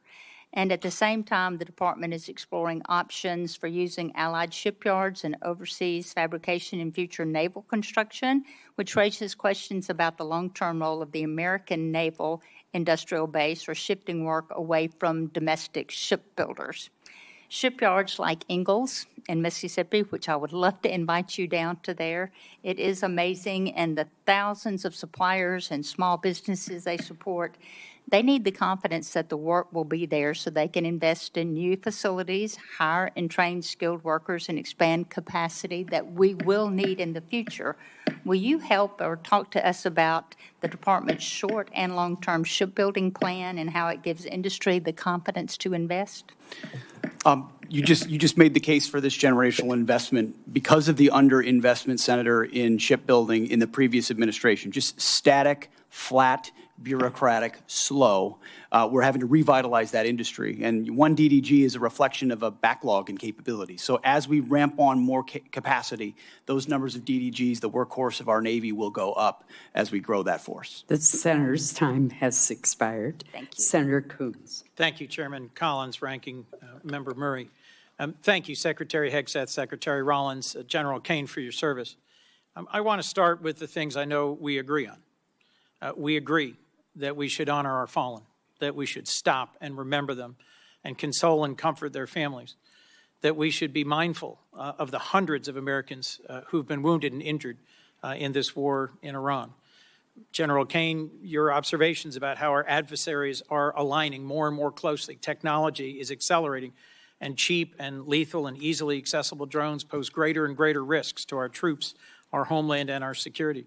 And Secretary Hegseth, that we need to protect our troops wherever our president directs them, that we need to protect our partners and allies, and that the dangerous radical Iranian regime should never possess a nuclear weapon. I think we agree on all of these core basic points.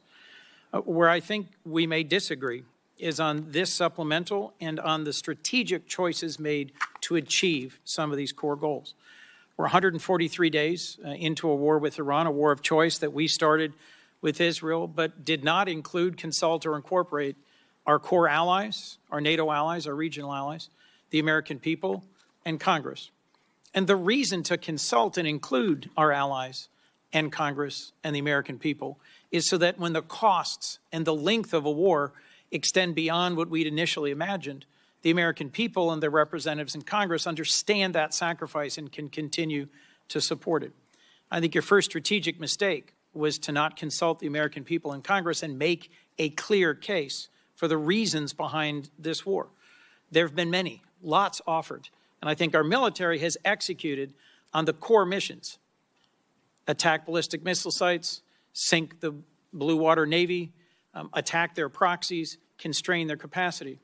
But I frankly think it was entirely foreseeable that Iran would close the Strait of Hormuz, would use cheap, lethal, widely available Shahed drones that they've led the world in manufacturing to attack our bases, our troops, our partners and allies, and impose real costs. Higher costs in fertilizer, in fuel, higher costs for the world, and tragically, increasingly higher human costs for us and for our troops. So, two questions, two general lines of questioning, if I could. Mr. Secretary, your question says, without these supplemental funds, we will face critical shortfalls that threaten our ability to pay our service members and sustain global operations without disruption. You've been asked repeatedly, there's $75 billion appropriated but unobligated. Can we really not avoid critical short-term shortfalls? What does that mean about the budget management within the department in terms of unexpected and unbudgeted wars? First, Operation Southern Spear, and then Operation Epic Fury. I would just note, I was sort of updated, 95% of that One Big Beautiful Bill funding will be allocated by the end of September in accordance with congressional intent. So these are things we said we would spend, and we told you we would spend them on, and we plan to spend them on those things by the end of September. So this is a new request based on new realities of a world we face, stepping up to meet that moment.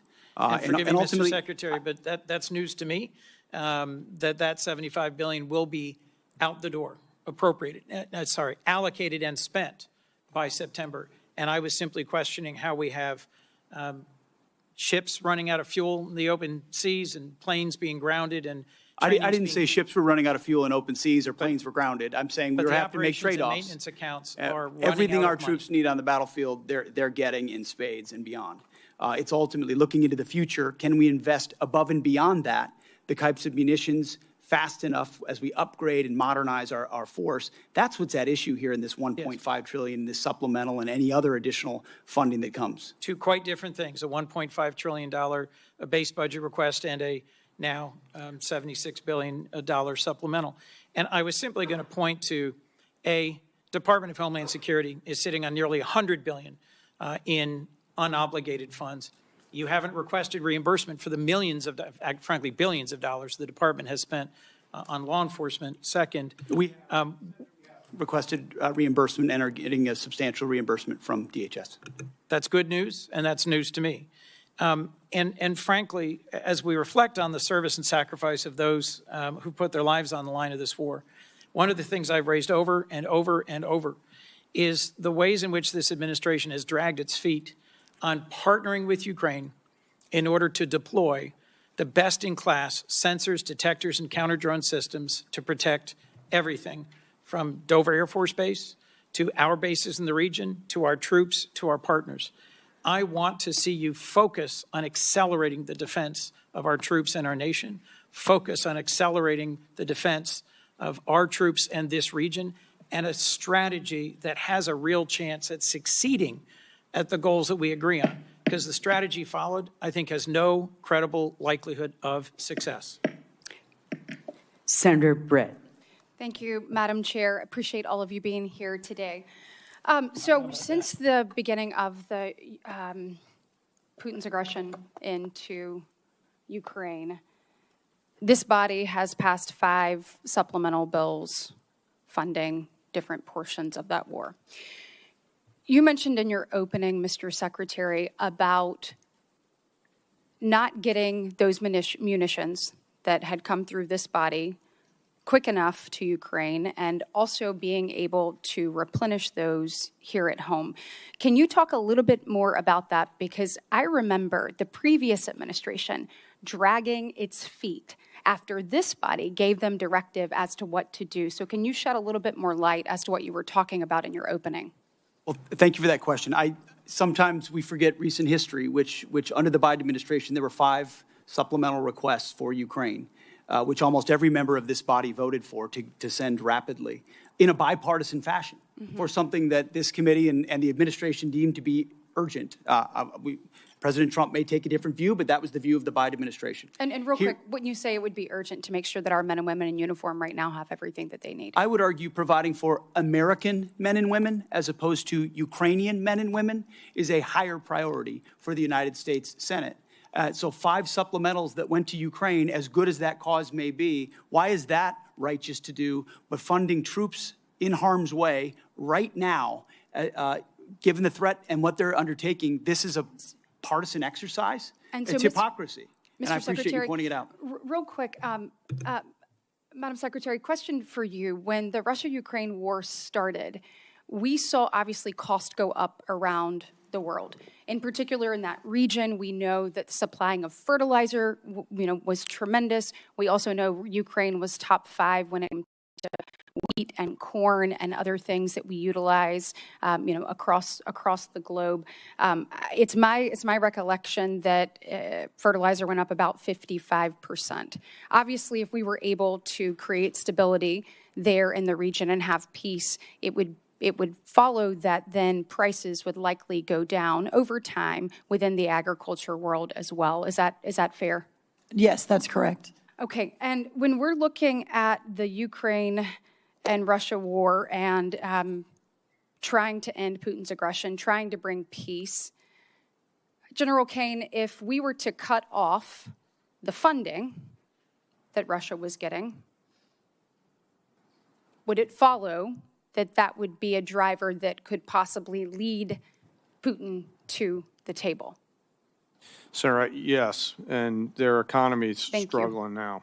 Thank you.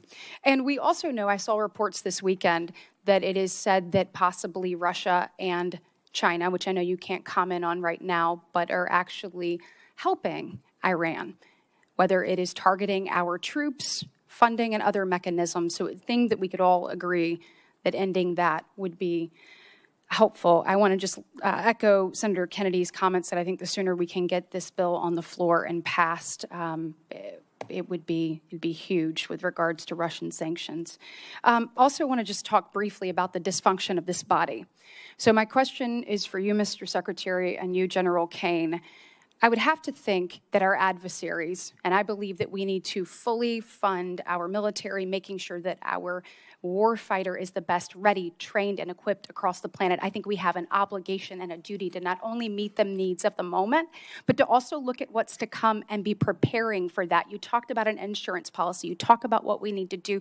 Now is the time to do those things. But I would have to think that the dysfunction of this body, whether it's the full shutdown, a partial shutdown, not being able to pass NDAA, not being able to pass FISA, I would have to think that our adversaries look at that and it gives them a little bit more credence as to what they're doing abroad. Can either one of you comment on that? Thank you, Senator. That's why I have said, and I will continue to say, that the inability to properly fund this department, the Department of War, is probably the single greatest threat our nation faces. Whether or not we will make a generational investment in not just winning the wars currently, but deterring the wars of the future, given the step change in technology of this moment and the underfunding of the previous administration. You didn't mention continuing resolutions, which is a whole nother way our department has foolishly budgeted. So I appreciate you highlighting that. It's very true. Yeah, and General Kane, question for you. Obviously, a shutdown is a terrible thing for the Department of War and the men and women that you oversee. But I would assume that a CR is not much better. Can you comment on the effects of that? Ma'am, the department's done a lot of work to bind together founders, funders, and fighters as we look to the challenges that we face in the future, and a CR would hurt badly the effort to properly arm the joint force. I hope we can work together to do the right thing. Thanks. The people are depending on it. Senator Schatz. Thank you, Chair. Thank you, Secretaries and General, for being here. I want to start by paying my respects to First Lieutenant Tyler Feehan of Eva Beach, Hawaii, who was among those killed in Jordan this weekend while serving our country. His courage, selfless dedication, and unwavering commitment to duty reflect the very best of our armed forces. We extend our deepest condolences to his family, his loved ones, his fellow service members, and remain forever grateful for his sacrifice. Secretary, about 190,000 people in the state of Hawaii, believe it or not, voted for Donald John Trump. And I know a lot of them, and I represent all of them. And one of the reasons that they were enthusiastic about Donald Trump, and you, Mr. Secretary, was they thought that we were going to have a new foreign policy. And that I think, I'm paraphrasing, but I think you characterized yourself as a reformed neocon or some such thing. And people were pretty thrilled about the idea that we were going to, that America First in their mind meant that we were going to not do this kind of adventurism. And so I don't want you to answer me, I want you to answer them. And I want to walk through the sort of stated objectives of this war at the outset. Regime change. We now have a younger and more radical regime. Depleting, eliminating their conventional missile capability. It's true that we've depleted their conventional missile capability. It's also true that anything the Department of War sets out to do, it usually succeeds at. So the question is not, do we kick ass? It's when do we decide to use kinetic engagement to extend our power across the globe. And it's clear that Iran still retains enough conventional missile capability to attack our bases and our interests in the region. Now, it's true that the Blue Water Navy is destroyed. It's also true, and you know this, that the IRGC has something that you may not call a navy, but it's got capabilities to touch us with drones and missiles and lay mines in the Strait of Hormuz, preventing their nuclear capability. It's also true that if you bomb the crap out of a place, they're going to have less capabilities by the end of it. But it's also true that we have not eliminated their nuclear capability, and whatever duration we've set them back actually pales in comparison to the, and I'll say it, the Obama nuclear deal, which we did without having to put our people in harm's way. And then the last objective, which has become a new objective, is open up the Strait of Hormuz. But the Strait of Hormuz was open before this war started. And so you tell my constituents why this war is going so well. I think you did accurately portray me as a reformed neocon, and members of our generation in Iraq and Afghanistan watched administrations on both sides try to project some remaking of a society in the image of America that spent thousands of lives. I mean, in Iraq, 15, I don't know the exact number, but tens of thousands between Iraq and Afghanistan, men and women lost. President Trump said, we're not fighting stupid wars like that again. And he hasn't. That's why we haven't been trying to remake Iranian society, but simply in a realist, America First way, ensure they never have a path to a nuclear bomb, full stop.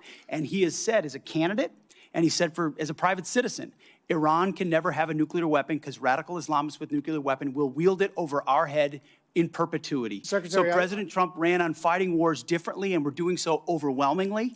And he was very clear as a candidate that Iran can never have a nuclear capability. Yeah, so I think he's directly on par with exactly what he said he wanted. Let me get a question back in here. I think we're understanding the limits of air power here, because we're basically at a stalemate. Someone says the Strait of Hormuz is closed, and we say, well, we got a naval blockade, and we're just going to see who blinks first. And the truth is, in order to sort of change the balance here, change the equation here, some kind of escalation would have to be considered. And if you're taking that off the table, then we are in a holding pattern. And I go back to the original 5 objectives, and none of them have been met. Some of them have changed, but none of them have been met. And with gas at now 402, with the Brent crude hit 90 today, up from 70 2 weeks ago, gas up about $1 nationwide, about $1.50 in the state of Hawaii, people want to know, why are we even doing this? Senator Fisher. Go ahead. Thank you, Madam Chair. Secretary Hegseth, I appreciated your perspective on the focus on the 4-year war in comparison to a 4-month war with a nuclear adversary. And I thought it was very well said. Thank you. If we want to support Ukraine going forward, I think the best way to do that is to dramatically increase munition production. And we need more interceptors. We have to be able to move forward. So do our allies and our friends. And let me emphasize that this supplemental does that. This is what we're talking about here today. It's one of the things that we're talking about. As a member of the Armed Services Committee, one of my priorities for over 5 years now has been on munition production.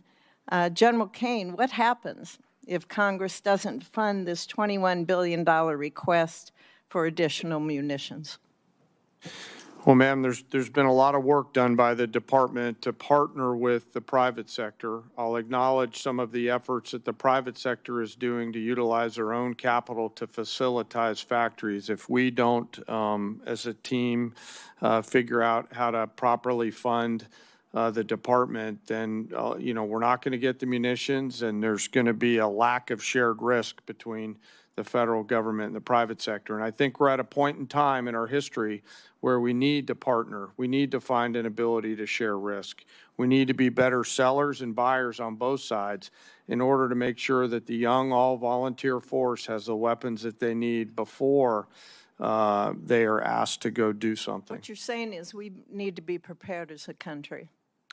Yes, ma'am, and I hope, as I said in my opening statement, that we will find a way to make sure that we seize this moment in this time in history to ensure that we've got the right mix of munitions, high, low scale, autonomous. What's your plan B if the supplemental doesn't pass?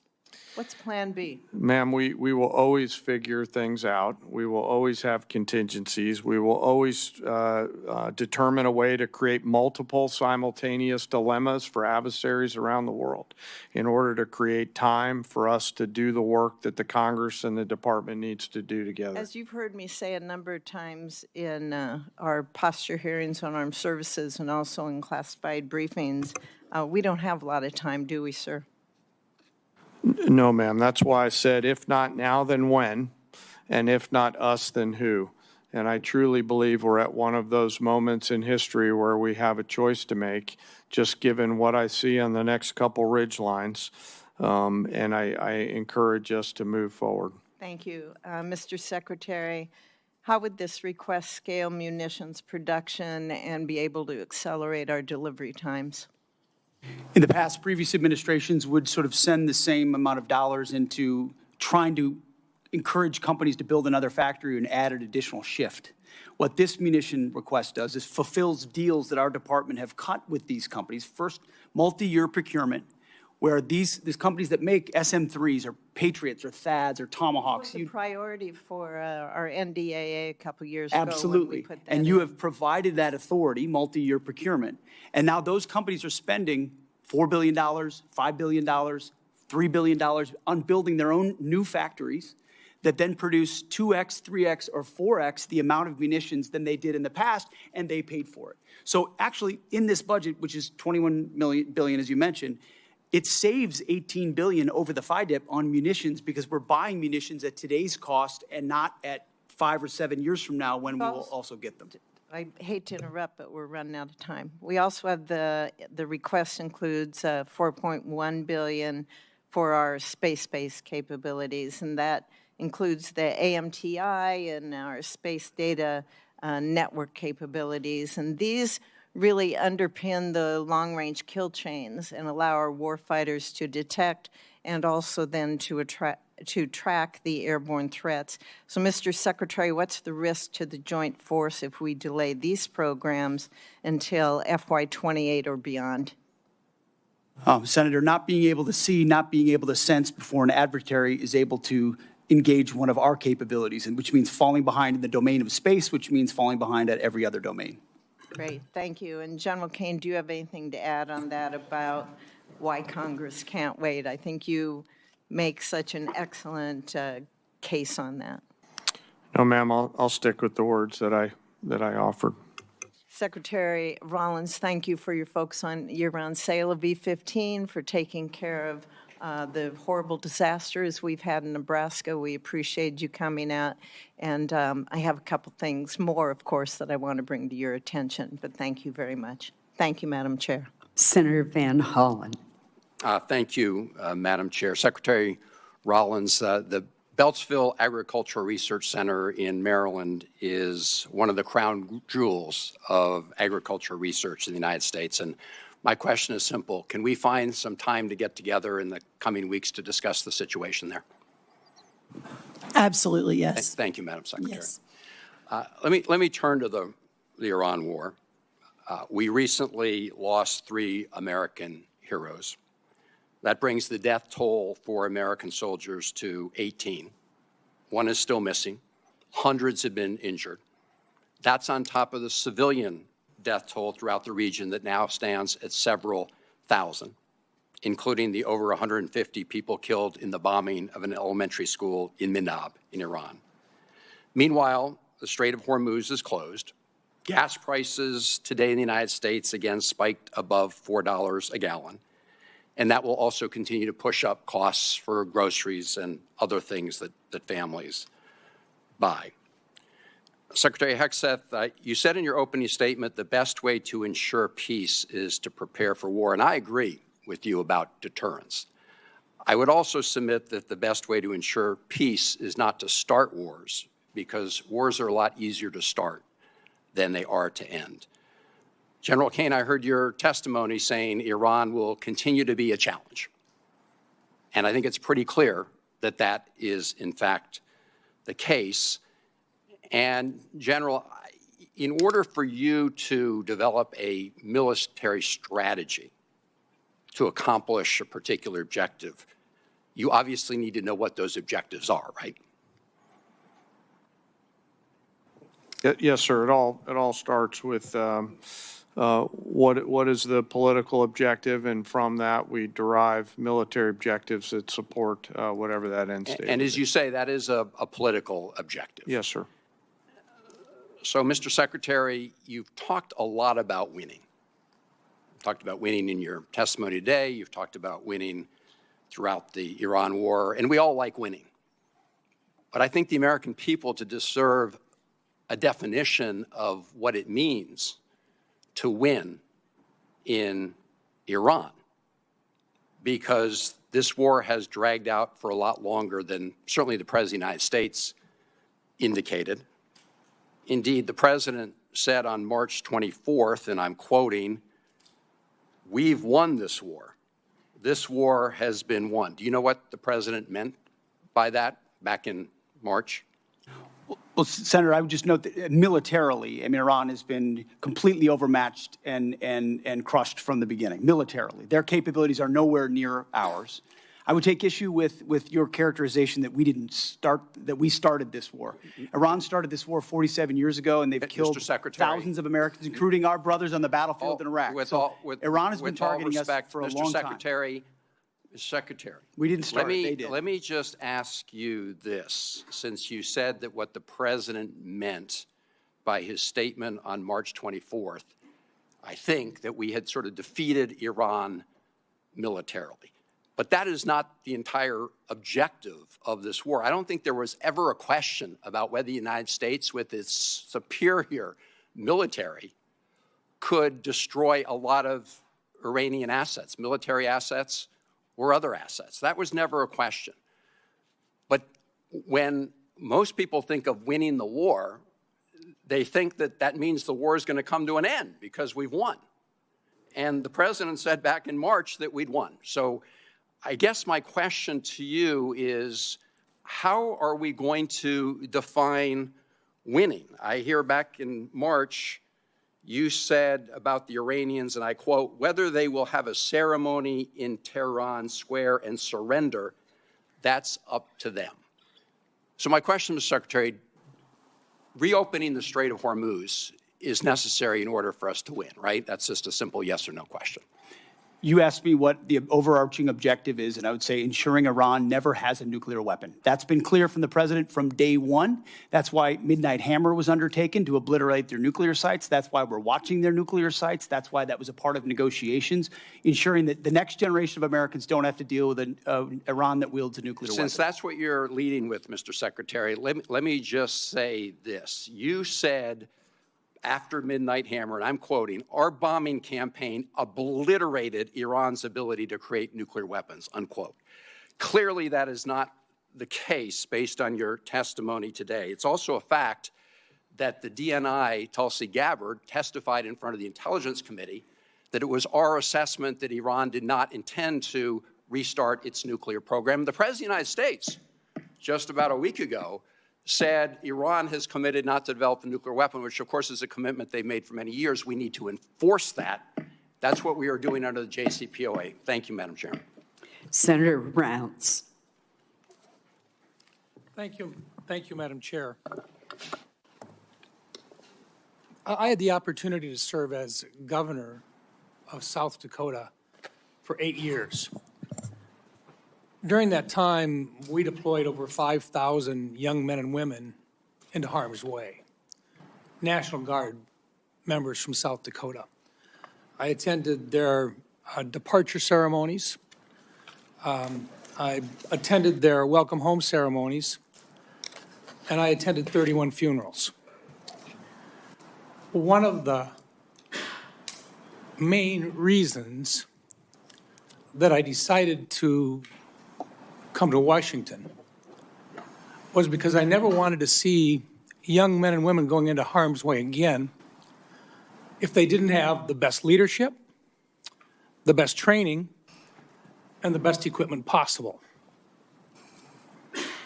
Now, this body, the Senate, with regard to the Iranian war, to date, this body has chosen not to impose war power limitations on the president, nor have we pushed for the withdrawal of forces from the theater.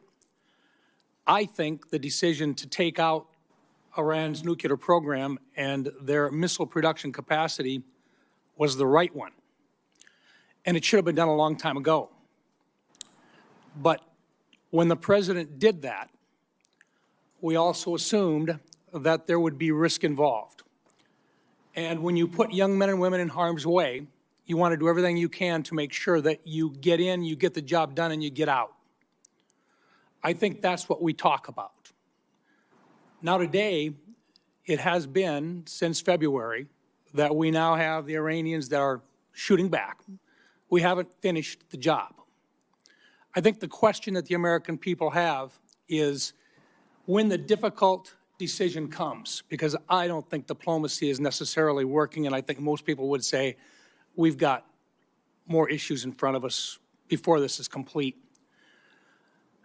For General Kane, when the time comes and the president is asking for the decisions about the options available to him to appropriately end this war favorable to the United States and to take care of this problem permanently, are you prepared to provide him with the appropriate options that he is going to have to make a decision to choose from? Sir, I always provide the president with appropriate options and risks that he can choose from. And those options that he will have to choose from will cost money. And that's our role here. Because if we don't do it right, young men and women die. Yes. My question to you, sir, is this. You've offered a supplemental request, and I recognize that it's part of a $1.5 trillion overall. But is this enough money to get the job done, or is this going to just get us far enough until we've got to come back in here, and in the meantime, we may very well not have these young men and women out of harm's way yet? That's my question. Sir, I want to first start with recognizing your 31 fallen from home and mourn their losses. We carefully consider the use of military force every single day. And the most important thing that I do is make sure that the president and the other leaders understand the risks and carefully consider the Dover test, a place you've been many times. And that is, are we willing to go to Dover, as we will tomorrow, to bring back the fallen? I can't answer the question on what it will cost because the enemy has a vote. What I'll commit to you as this plays out, we'll make sure that the Congress is informed, but because I'm not quite sure how this is going to play out yet, it would be unwise for me to comment on what a future cost may or may not be, depending on what they choose. Then, General, you will provide a plan to Congress at whatever the appropriate classification level is on what resources are required to execute what the president's intent will be to successfully end this conflict. Sure, I will always make sure that, as we have, that we're moving data as appropriate to Congress. Yes, sir. Okay. Let me come back in just in terms of follow-up on this a little bit. Some have criticized Operation Epic Fury for expending many of our munition stockpiles. Were our munitions, the inventories of those munitions, and the capacity of our munitions industrial base sufficient for great power competition with near-peer adversaries like China prior to Operation Epic Fury? Secretary Hegseth? Senator, as I laid out, because of the previous administration, funding shortfalls, munitions transferred to Ukraine and not replaced, and then ignoring threats, it built a lot of risk that requires this kind of investment. So you'd look at the $67 billion alongside the remainder for 1.5. That's the kind of generational investment that not just matches peer adversaries, but far surpasses them, which I think is your expectation, having been to those ceremonies, which is mine, having been to them and going to them, is that we give everything possible to the warfighter that they deserve. Senator Heinrich. Thank you, Madam Chair. Thank you. Thank you, Madam Chair. General Kane, our military is the best in the world, and so I don't think any of us should be surprised with the technical execution of its attacks on the Iranian regime's forces. They've been flawless. What I don't want us to confuse is flawless technical execution with long-term strategic success.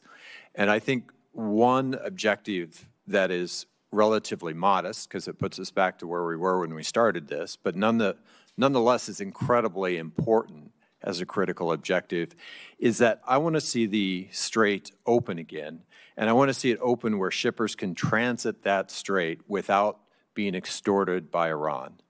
And I would love to see that before our commercial and other oil reserves are exhausted because of the impacts that will then have on the pocketbooks of American families.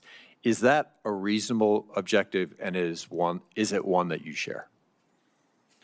So I'll defer on the military objectives to the political leaders who set them. What I can tell you is U.S. Central Command is working hard to ensure that Iran cannot terrorize the southern flank down there, and they're doing so every single day and night. And you and the rest of the Senate would be proud of the actions and activities for the forces that are down there. The character of war is changing, though, like I said in my opening statement. And so there's a variety of mixed munitions that are down there coming at the commercial traffic. But I would like to be clear and unambiguous with you and the rest of the Senate and the Iranian forces. They have a choice to make, and they should knock it off. I have no doubt I would be incredibly proud of the actions of our service members in this conflict. And I hope we can achieve that kind of strategic objection on the timeline that obviously avoids the worst impacts of the limitations of commercial oil supplies right now. Secretary Rollins, I want to shift gears. One of the things that you mentioned in your opening statement that we appear to agree on is that there is simply too much consolidation in a number of agricultural sectors. You mentioned fertilizer and seeds, but in particular, I want to talk about the meatpacking industry because in a previous Trump administration bailout, about $90 million went to the corrupt Brazilian meatpacker JBS. I think that Congress really intended those funds to go to American ranchers. So I want to ask you, what are you going to do this time around to ensure that the proposed relief dollars that we're talking about today, that those funds go to American producers instead of to the very foreign corporations who have created the business model where ranchers bear the risk and meat packers reap the profits? Well, that's right, and we're obviously at a 75-year herd low. There are a lot of reasons for that, but working to solve for that. Number one, the Department of Justice is investigating right now significantly the but especially the 2 foreign-owned. Number two, USDA is investing significant funds in deconsolidating packing and supporting mid-size and smaller packers around the country. I know that wasn't your question, but just to answer the bigger question, which is a really important one.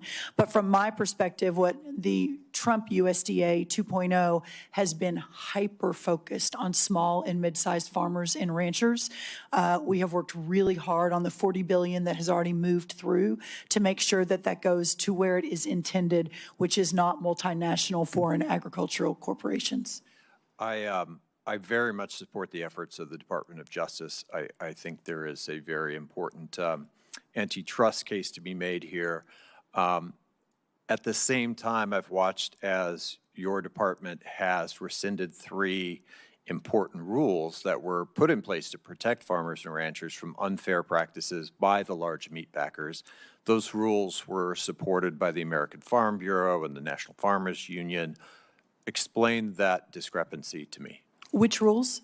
I'm not tracking. The inclusive competition and market integrity rule, the transparency in poultry grower contracting and tournaments rule, and the poultry grower payment systems and capital improvement systems rules. The packers and stockyards, I think is what you're talking about. So we are executing an additional review on that. I think that the point is very well made, that sometimes that inures to the benefit of the larger corporations. As I have begun to make a larger case and a more vigorous case in the importance of deconsolidation, we'll be taking a second look at that. And I would love your input. And I would very much support deconsolidation. Thank you. Senator Hegseth. Thank you, Chair Collins. Thank you all for being here today. In my brief time in the Senate, I've learned that we're really good at embracing our oversight role, but oftentimes there are many people who don't want to do their jobs in terms of funding the government on time and actually doing the work that we're supposed to do as appropriators. And I'm not for blank checks. I believe everybody should be accountable, but I also believe we should do our job. And now we have a supplemental funding request that we're discussing today. We're waiting on getting an NDAA done. Despite the chair's best efforts to facilitate forward an appropriations process, there's question of whether that will get done on time in September. And my question, start with you, Secretary Hegseth, just to talk a little bit about what the consequences of failure, what this really means to not do this on time, because I've talked to defense contractors. I as a former executive, a member of an executive branch, I know that the legislative branch often thinks, well, no matter when we get this done, we just wave a magic wand, we pass the bill, and it all magically happens. But that's not how it happens. It takes time for people to, you have businesses out there who are going to rely on to build these weapon systems who don't know if they're going to get paid. They can't plan. They can't staff up. They can't order the equipment. They can't do any of these things unless they know that the money is actually coming. So what are the consequences of not just doing this, but doing it on time in a timely manner? Senator, thank you. I think the consequences of dysfunction in funding this department put at risk I think a first time in 25, 30-year reform effort to change how we do business as a department. We're going to war with the Pentagon bureaucracy because the bureaucracy existed to defend just a few systems and processes and companies. We need all of American industry coming into our department. And if you talk to industry, they've never seen anything like what our deputy secretary and our department are doing right now to run fast at speed. But it counts on this body and others funding this department in a way that can fulfill the deals that we're cutting that saves the taxpayer tens of billions of dollars and gets weapons to warfighters years and years faster than we ever have in the past. So without the funding, we put at issue all those deals, all the reforms, all the ways in which we're changing our department to move at the speed of business. So it's not just dollars and cents. It's demand, it's predictability, it's showing industry we will meet you at this moment. And if we can't get past our dysfunction to fund the warfighter, we put a lot of that at issue. General Kane, same question from a military point of view, not knowing if, when the funding's going to come, and us not doing our job on time, what are the consequences to the warfighter? Sure, I'll just add to the Secretary's comments. You know, it'll manifest itself in a range of ways: readiness, capability, munitions, training, cyber, unmanned autonomy. This is why I'm really asking for the Congress's help here, for us to look forward at the next couple ridge lines and to be thoughtful about the moves that we make here. And I understand the environment that we're operating in right now. But whatever structure the legislature and the executive branch determine, we need predictable capital, my investor hat on from my previous life, so that we can go out and procure the capabilities that we need before we need them. And those things are changing. You know, the advancement of small drones and things like that, we're going to have to make sure that we stay very close with the Congress so that as technology develops at a speed that we haven't seen before, that we're staying very close and partnering with the Congress to enable us to adaptively use that capital with the appropriators' buy-in so that we're arming the force properly. Well, I can tell you in interacting with the people who are that want to build these new generation of weapon systems, because I think you would agree that we've learned a lot from Ukraine. We've learned a lot from this conflict about how we were underprepared from the standpoint and from a defense standpoint, and that we have to continue to modernize our system, the weapon systems. I think it's very important that we not only do our job, but we do it on time, because you cannot run a Department of Defense, run businesses who are supplying these things without knowing if you're actually going to get funded. The whole supply chain, the workforce, everything gets held up when we don't get our jobs done on time. So, yes, sir. I used to work in the private sector for a company that was headquartered in Piqua, Ohio. And those leaders told me, your entire job, Dan Kane, is to deliver quality parts, or in this case, weapons, on time with shorter lead times and lower costs.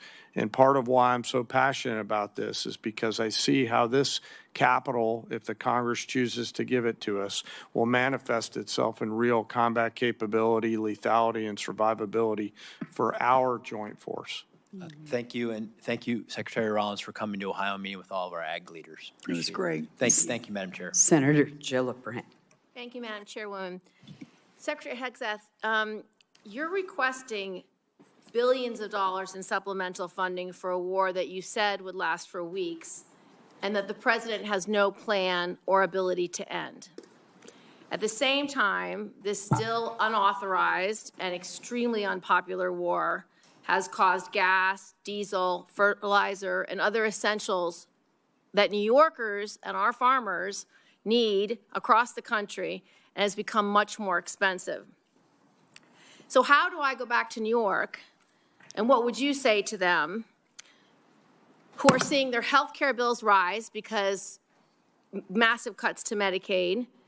They've seen their grocery and gas bills rise, and this unpopular and unauthorized war abroad is a higher priority to this administration than their ability to feed their families and provide health care to their loved ones who are sick. Well, Senator, you're talking about political trade-offs, and our job is to deliver for the United States military and the President of the United States. And we look at the cost of a nuclear Iran, and we want to prevent that for future generations. And that requires funding and supplementals and this budget and next generation capabilities. And that's why we're here today to request some of that to ensure we can ensure that Iran never gets a nuclear weapon. So you're essentially saying you're asking for literally $1.5 trillion for a war that President Trump said he already won. You're asking for $1.5 trillion, unlimited money for bombs, but insufficient money in the American for the American people, for their health care, their food, their housing, and our farmers, Secretary Rollins, who we have cut SNAP program. We are not funding the losses from emergencies that have happened in blue states, particularly when we had frost. That's not true. False, you're not funding it. But back to you, Secretary Hegseth. And I would like to respond to the fertilizer and the gas. Have your chance. Secretary Hegseth. There's no reason to be rude. You are asking for unlimited money for bombs when people can't feed their families. And I don't know how this administration intends to defend those decisions to the American people. Not unlimited bombs, Senator. I'm asking for the right bombs at the right time to ensure we can deter our adversaries into the future. And that's why this is a generational investment. And it was the previous administration that didn't fund this department. The reason why they are so upset with you and this administration is because the words you have used in the past don't add up. About Iran specifically, you said that we had obliterated, quote unquote, Iran's ability to create nuclear weapons. The president made the same claim. Yet 8 months later, in February of 2026, the president launched an active war claiming Iran was within 2 weeks of having a weapon. So when you say two very different things, the American people don't know who to believe or what to believe. They just know they can't afford their health care, they can't afford their food, they can't afford housing, and our farmers are continuing to suffer. So, which is true? Was it obliterated or wasn't it? What's the status? The nuclear sites under Midnight Hammer were obliterated, but Iranians foolishly continued to attempt to pursue nuclear capabilities, which is why we destroyed their defense industrial base and so many of the other capabilities to ensure they can't get to a nuclear weapon. So we're staying laser focused on the objective, and you're trying to make campaign commercials. No, we're and not. That's fine. So listen to this. You also say that you made the missile program, quote, destroyed and made combat ineffective, quote, Iran's entire ballistic missile production capacity, every company that builds every component of those missiles has been functionally defeated and destroyed, and that the missile program, existing stockpiles were depleted and decimated, almost completely ineffective. So why are there missiles left to hit Jordan and result in the loss of life of our brave men and women? As we stated from the beginning, the Iranian defense industrial base is effectively gone. But they do have underground facilities because they're the world's leading state sponsor of terrorism, and they've spent 47 years trying to hide their missiles under mountains, just like their nuclear capabilities, because they would like to get a nuclear weapon to wield it against us. Of the war to believe, because it's either over or it's not over. It's within 2 weeks or it's not 2 weeks. We have no missiles or we have missiles, and that consternation is why so many New Yorkers are perplexed, stressed out, and find this war to be incredibly unpopular because they don't understand the choices that the president's making. They don't agree with those choices. Secretary Rollins, so you have cut over 160,000 New Yorkers have been kicked off SNAP. What do you have against hardworking New Yorkers, children who need SNAP, and seniors who need SNAP? Well, first of all, diesel is down under Biden versus today, 581 versus 480. Gas is down from Biden today from 484 to 386 today. Fertilizer is down 56% from Biden highs. Prices so this are narrative higher than that when you took office. Well, all of those prices are higher than when you took office. So you are not making life better for New York farmers. That is not true, Senator. And let me tell you what New York is stressed out about is the fact that your state is taking prime farmland and turning it into solar farms. That is absolutely inexcusable. For you to stay, I have visited the New York farmers two times in upstate New York. Has expired. Thank Senator you. Bozeman. Thank you, Madam Chair, very much. And thank all of you all for your service to our country and our national security. And I think it's easy for the public to understand how you, Mr. Hegseth, are, your contribution in the position you're in general, Kane, the position you're in. But some don't understand the position that our Secretary of Agriculture's in. I gave a presentation a couple of years ago when Senator Rubio was over here in the middle of it. I was talking about agriculture. He punched me and said, John, always tell them that food security is national security. Now Senator Cotton, who's head of the Intelligence Committee now, is taking his place. He's doing the same thing. So again, what we're talking about today is very, very important to our country. Right now, we're in a generational crisis. Our banks, our economists tell us that if we don't start doing things differently, and the good news is the administration is doing things differently, we're going to lose 25% of our farmers in the next 2 or 3 years. I visit almost daily with farmers about the difficult farm economy, wildfires, flooding, all the things we've talked about today. My only concern is that the supplemental is very much appreciated. After hearing the testimony today and the concerns, we might need to look at bumping that up a little bit. But again, we'll discuss that later. The supplemental, though, the supplemental assistance is important in keeping our farmers going, but it's not the answer. Will you just reiterate again what we're trying to do? We're trying to give farmers a bump, an edge to keep going until the programs that we're putting in place now kick in. You mentioned fertilizer, you mentioned E15, you mentioned value adding our products, both overseas, finding new markets. Can you talk a little bit about that, the importance of not only the supplemental, but again, what we're doing in conjunction with that so we won't have supplementals in the future? That's exactly right. The effort to bring the cost of inputs down is real. Fertilizer, seed, labor, interest rates, et cetera, number one. And if we can just get inputs back down to where they were in Trump 1, we're going to have a remarkable recovery in farm country.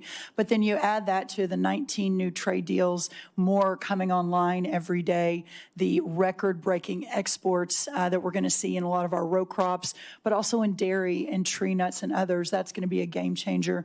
Then you look at expanding the domestic market, as you talk about, whether E15, obviously all of the biofuels. We've already seen corn and wheat hit record highs, or the highest number for the year after announcing the new renewable fuel standard. So we're seeing some pretty incredible movement in the right direction. Then you marry that to all of your work under the Working Families Tax Cut Act, the new reference prices that under the last administration couldn't get a farm bill. You all did that with the president's leadership. The first time we're going to increase reference prices in more than a decade, combined with a $250 billion investment in rural America, the largest investment in rural America in American history.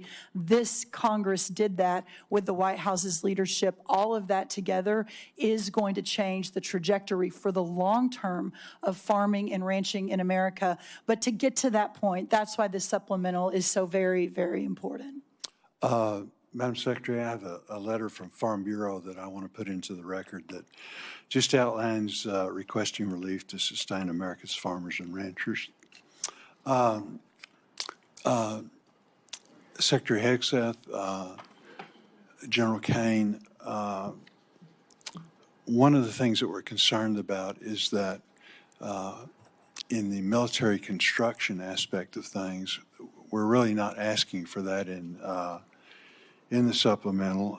I know that the success of Operation Epic Fury, particularly for our missile interceptors and short-range aircraft, really basing was a large part of that.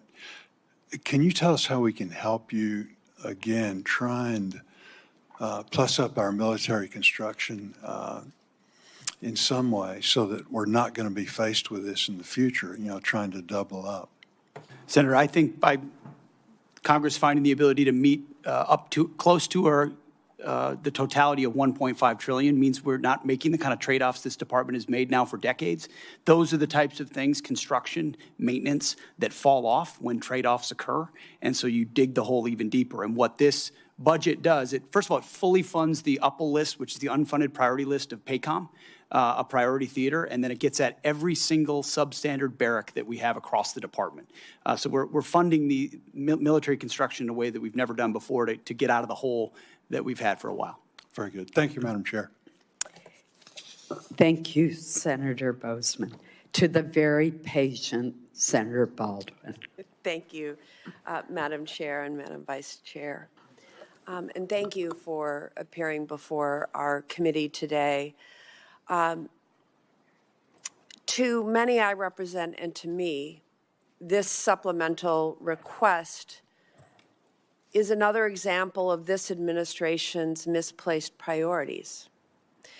Instead of spending tens of billions of dollars more for this president's war of choice in Iran, that both houses of Congress, I may add, have voted to end absent explicit authorization by Congress, we should be focusing on the needs of American families. We could invest this money to accelerate new cures and treatments for cancer and Alzheimer's. We could use it to help more families with rising home energy costs. We could use this funding to help more families afford quality child care. We could use this funding to help more kids get free school lunch. We could use this funding to restore health care for working families. We could use this funding to support our public schools and special education. This is a war of choice, and every dollar spent on this war is a dollar not spent helping families afford housing, health care, groceries, child care at home, investing in the opportunities for the American people. First, I want to express my condolences and my respect for the 17 American service members killed in this war since February, including 3 over the past few days. Their lives are the price this country has paid for this war. The deadliest day for U.S. forces was on March 1st, when an Iranian drone struck an Army facility at Port Shuaibah, Kuwait, killing 6 soldiers and injuring more than 30 others, including soldiers from Wisconsin. Soldiers from the unit stationed at Port Shuaibah told reporters that the facility did not have adequate air defense capabilities. These soldiers and their families believed they were sent into harm's way without the defenses they needed. Secretary Hegseth, what would you say to those soldiers and their families? First of all, that we honor and recognize their sacrifice and what they've given. I've been in touch with at least one of those families on a regular basis and understand the pain of losing a loved one is unfathomable, which is why we greeted them at Dover, and we'll greet those again tomorrow.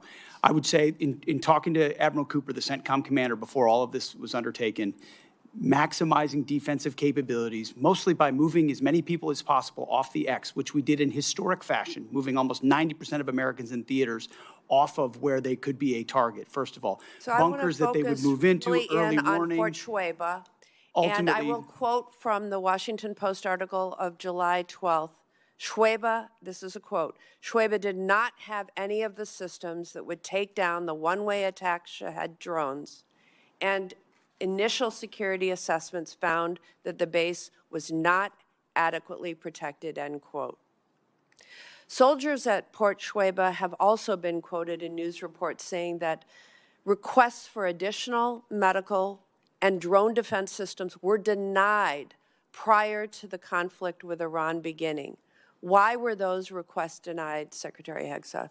I would confer with Admiral Cooper, but it's not a single drone or defense request denied at any level that I'm aware of. We did everything we could to move heaven and earth in every single location to protect every single American we possibly could. An article from July 12th, Washington Post also quoted a soldier saying that the unit's request for an Eagles drone defense system was denied because of lack of assets. That's an end quote.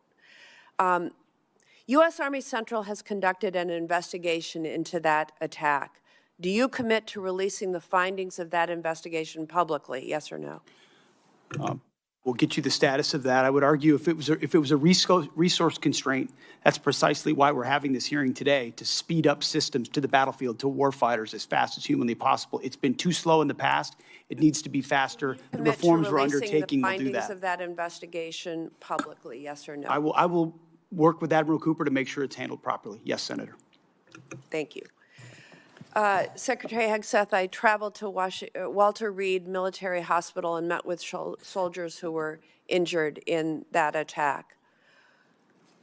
What they told me confirmed what other soldiers have said publicly, that most of these soldiers injured in the attack did not receive proper medical care in Kuwait, in Germany, or during their initial days back in the U.S. The U.S. military has been fighting wars in the Middle East for 25 years. Why was proper medical care not immediately available to these injured soldiers, and why were they not immediately screened for traumatic brain injuries? I'm not taking issue with the characterization of individual soldiers, but I would argue that every effort was made to provide every level of medical care possible, understanding how CENTCOM The operates. senator's time has expired, and there is a vote on Senator Capito. Thank you, Madam Chair. Thank you all for being here. Thank you for your service. I want to begin because the last time that I saw you, Secretary Hegseth and General Kane, was at the Pentagon when you honored Andrew Wolf, who was attacked here in D.C. in November, and then the honor that you have given to Sarah Beckstrom and her family, who lost her life that day as well. I know that you've been in constant contact with Andrew and his family, and you also know that the great faith that they have in the Lord above is what's really brought them to the point where they are now. So let's keep them all in his prayer. I am interested in Senator Baldwin's question because I do have a soldier from West Virginia who is making a very similar complaint. So whatever follow-up we can do, I would like to do that. I'd also like to recognize the three most recent service member that we lost, because we talk about them as service members and soldiers, but I haven't heard them say their name, and they're so young. First Lieutenant Tyler James Freehan, Private Isabella Gonzalez, and Sergeant Michael Swinton.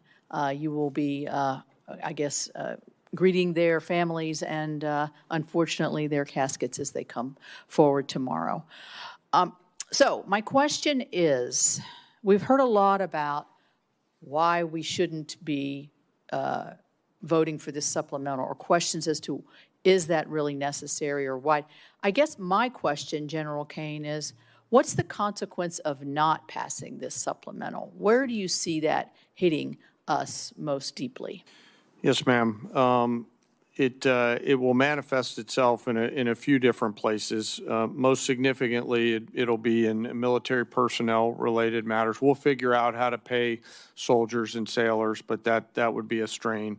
Operations and maintenance costs, and then the ability for the department to take some of this capital and wisely invest it in future combat capability and things like AI, UAS, counter-UAS, hypersonics, and space. So not only would it hit us today, but it could hit us tomorrow as well. Yes, ma'am. I actually view this as forward-looking. As we look at the future picture and the various risks that we're facing, the supplemental and the budget, frankly, help to ensure that we are properly arming the joint force for the myriad of potential contingencies that we face in the future. Thank you. So as we look at one of the, I think, best successes under your all's leadership at the Department of War has been the fulfillment of the recruitment in every branch. I remember last year, I think, or maybe the year before, only the Marines could brag that they had made their records, and now I think that many the other branches you're far exceeding what has previously done. So that tells me that American young men and women want to serve their country. They want to be safe. They want to do the right thing. So how does not funding them, and if they think that their salaries may be short, or we're going to have a continuing resolution, or we're going to shut down the government, how can this chill what has been one of the greatest successes, I think, in terms of not just today's force, but the force of the future? And Mr. Secretary, I'd ask you to answer that question. Well, in a brass tax sense, this $1.5 trillion budget in its totality sees a 7% pay raise for junior enlisted, 6% for your NCOs and junior officers, and 5% for senior officers. So it's significant reflection of the value we place on top of the other increases that Congress has provided them. If we were to have to, and we're going to do right by the troops, we're going to make sure they get paid, but it's going to put strains on training and readiness and all the other aspects of O&M over time, which makes its way down to the unit level. When you're saying we're focused on training and readiness and lethality, but we have to cut back on training because Congress can't get the money we need to the department, that's discouraging at every single level. And when young men and women join this War Department, we want them moving immediately into the training pipeline at the highest possible level with the best possible equipment. And they've seen that thus far, and that's led to historic recruiting momentum. We need to keep that momentum going. Yeah, and I would say that it could have the reverse effect. If this is troubled waters here and lack of confidence, which we see on the other side of the aisle there, and questions that I think wouldn't be asked if it were not of a political nature, we're going to chill our recruiting efforts here for our young people as they look forward to serving their country and becoming that patriot they want to be. You're right. Or return to the valley under the Biden administration, where not only did they not meet the goals, but they had to lower the goals and then didn't meet the lowered goals. And then now we don't have the readiness we need as a force. Thank you very much. Thank you all very much. Thank you, Secretary of Agriculture. I'll get to you another time. Thank you. Senator Murphy.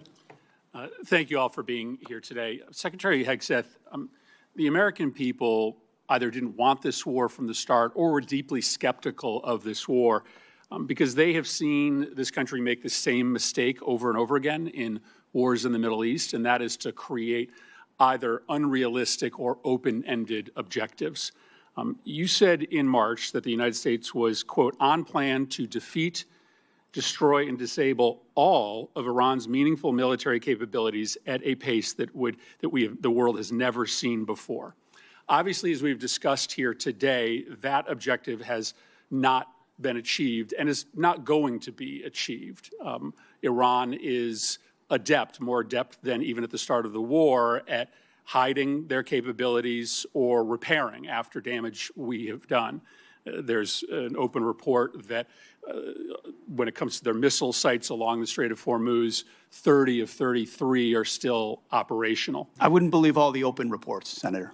But I've also heard you say in this hearing that the objectives now seem to be more limited than they were at the outset of the war, that this is about reopening the strait and this is about dismantling their nuclear capability. And the president, of course, has said himself that he thinks Iran has a right to a missile program. So my question is pretty simple. Is it correct that it is no longer a war objective to destroy all of their military capacities? This is what the president has said. Have our goals been simplified to reopening the strait and to getting into a negotiation over a nuclear program? Now, I don't think you have a realistic plan to do either of those things, but I think it's important for us to know what we're funding. Are the objectives much more limited today than they were when you made that statement in March? So I think the objectives have been consistent and clear from the beginning. And I would contrast it to North Korea, where a conventional buildup was used to hide a nuclear capability that eventually evolved to a point where it couldn't be contested. And what Iran continued to do, even after Midnight Hammer, was try to build that conventional capability to dare anyone to stop them from pursuing nuclear weapons. So getting after their conventional capabilities, missile launchers, defense industrial base, their Navy, was all part of it ensuring they can't blackmail us into pursuing a nuclear capability. Laser focused on Iran will never have a nuclear capability. That's the promise the president has made and that he will keep in every way. I think it's important. So it is still a war objective, either through military action or through a diplomatic agreement, to destroy and disable all of Iran's meaningful military capacities, including their missile program. As far as all, when we talked about that from the podium at the outset of this, we were talking about their defense industrial base. And if you look at the metrics of their ability to make more, that it's been overwhelmingly destroyed. Not everything, but overwhelmingly. Now, do they have missiles in underground bunkers because they're a terror state? Sure they do, and we've acknowledged that from the beginning. Yeah, but their capacity is less today than it's ever been They obviously have significant capacity to effectively disrupt the entirety of the Middle East and oil flows out of the Middle East, and that's not going to change. Let me ask you one more question. This is a request for supplemental funding because you don't have the funding in your base budget to do what you need to do, which makes questions about the base budget relevant. There's been a lot of attention, Mr. Secretary, on the modernization of a luxury jet that was gifted to the president by the government of Qatar. Reports suggest that maybe as much as $1 billion in your base funding, an extraordinary amount of money, has been used for an upgrade, and the plane is back in the shop for a second upgrade. As far as I can tell, never before has an administration not made public the amount of money for an upgrade or a construction contract on a presidential airplane. Obviously, we don't need or want disclose the details of that upgrade, but never before have you withheld from Congress and the public the total amount of money. I think there are two really important questions here.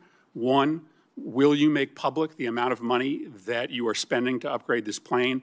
And two, can you commit to this Congress and this committee that the president isn't going to take this plane with him when he leaves office? The only thing more insulting to the taxpayers of spending money on a jet they don't need would be for the president to take it with him, to take it out of our military inventory when he leaves office.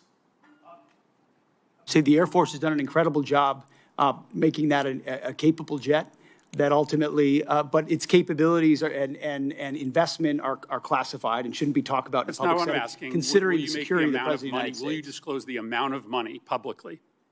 I would imagine as part of the regular budget process, that's something that we would look at. And will you commit that the president will not take But you have this to look jet? at the classification level of certain things that are not devolved for reasons of national security. Will you commit that the president will not take this jet with him out of federal inventory when he leaves office?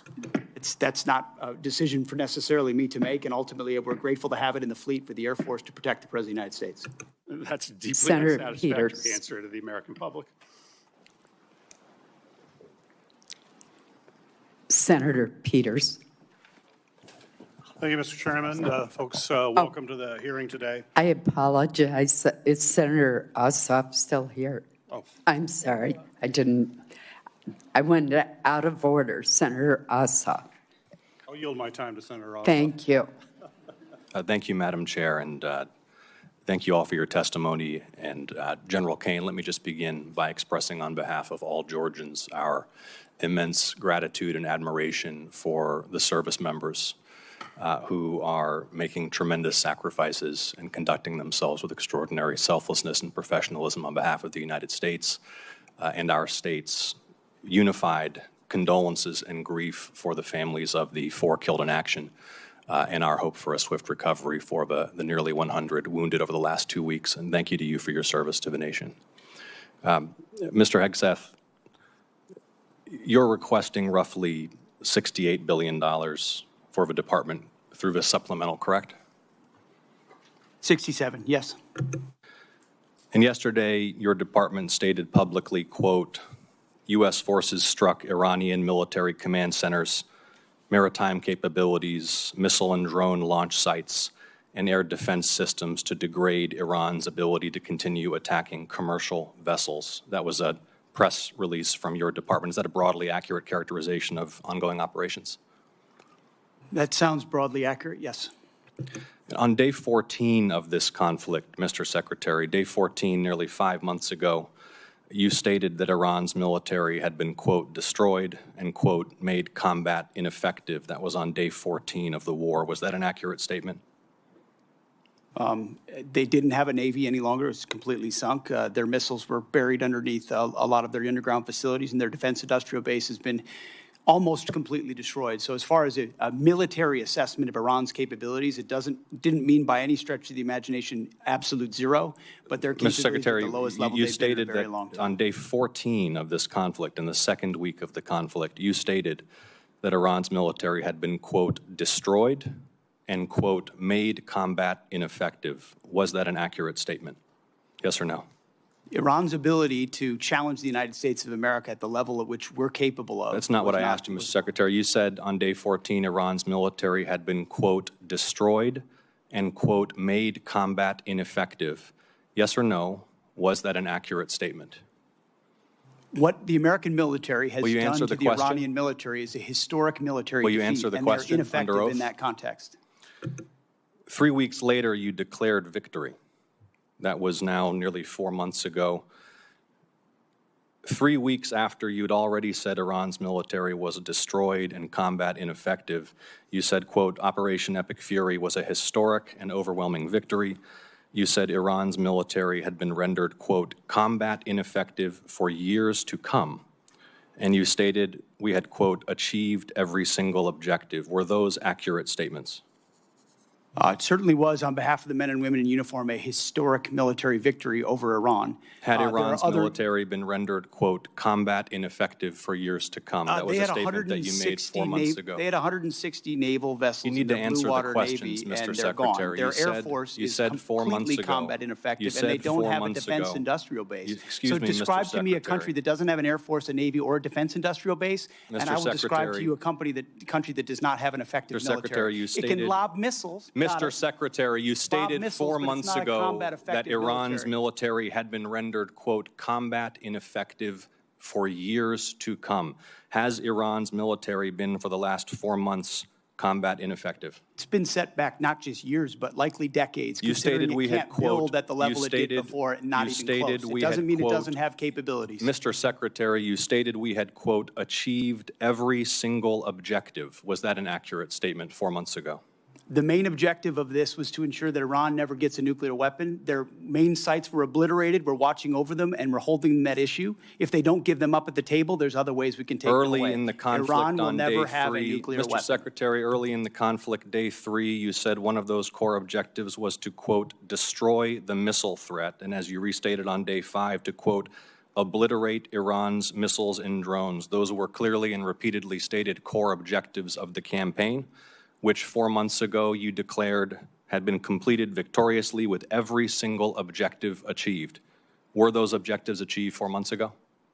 No one ever stated that every single missile was gone. Ultimately, combat ineffective means they're not able to dig them out of their UGFs and shoot Had at the us. missile It threat doesn't mean they been don't defeated have 4 underground months facilities ago? where they put missiles in them and hold on to them because they're the world's largest state sponsor of terrorism. So we never expected they would stop having capabilities to shoot. The question is at scale against an opponent like the United States of America, which went toe-to-toe with them and Iran couldn't. You stated on March 8th, day 9 of the war, on 60 Minutes, you assured the American people of Iranian surrender. Does that remain your prediction? Ultimately, Iran will never have a nuclear weapon to threaten the United States of America. That has been the objective, and it remains so.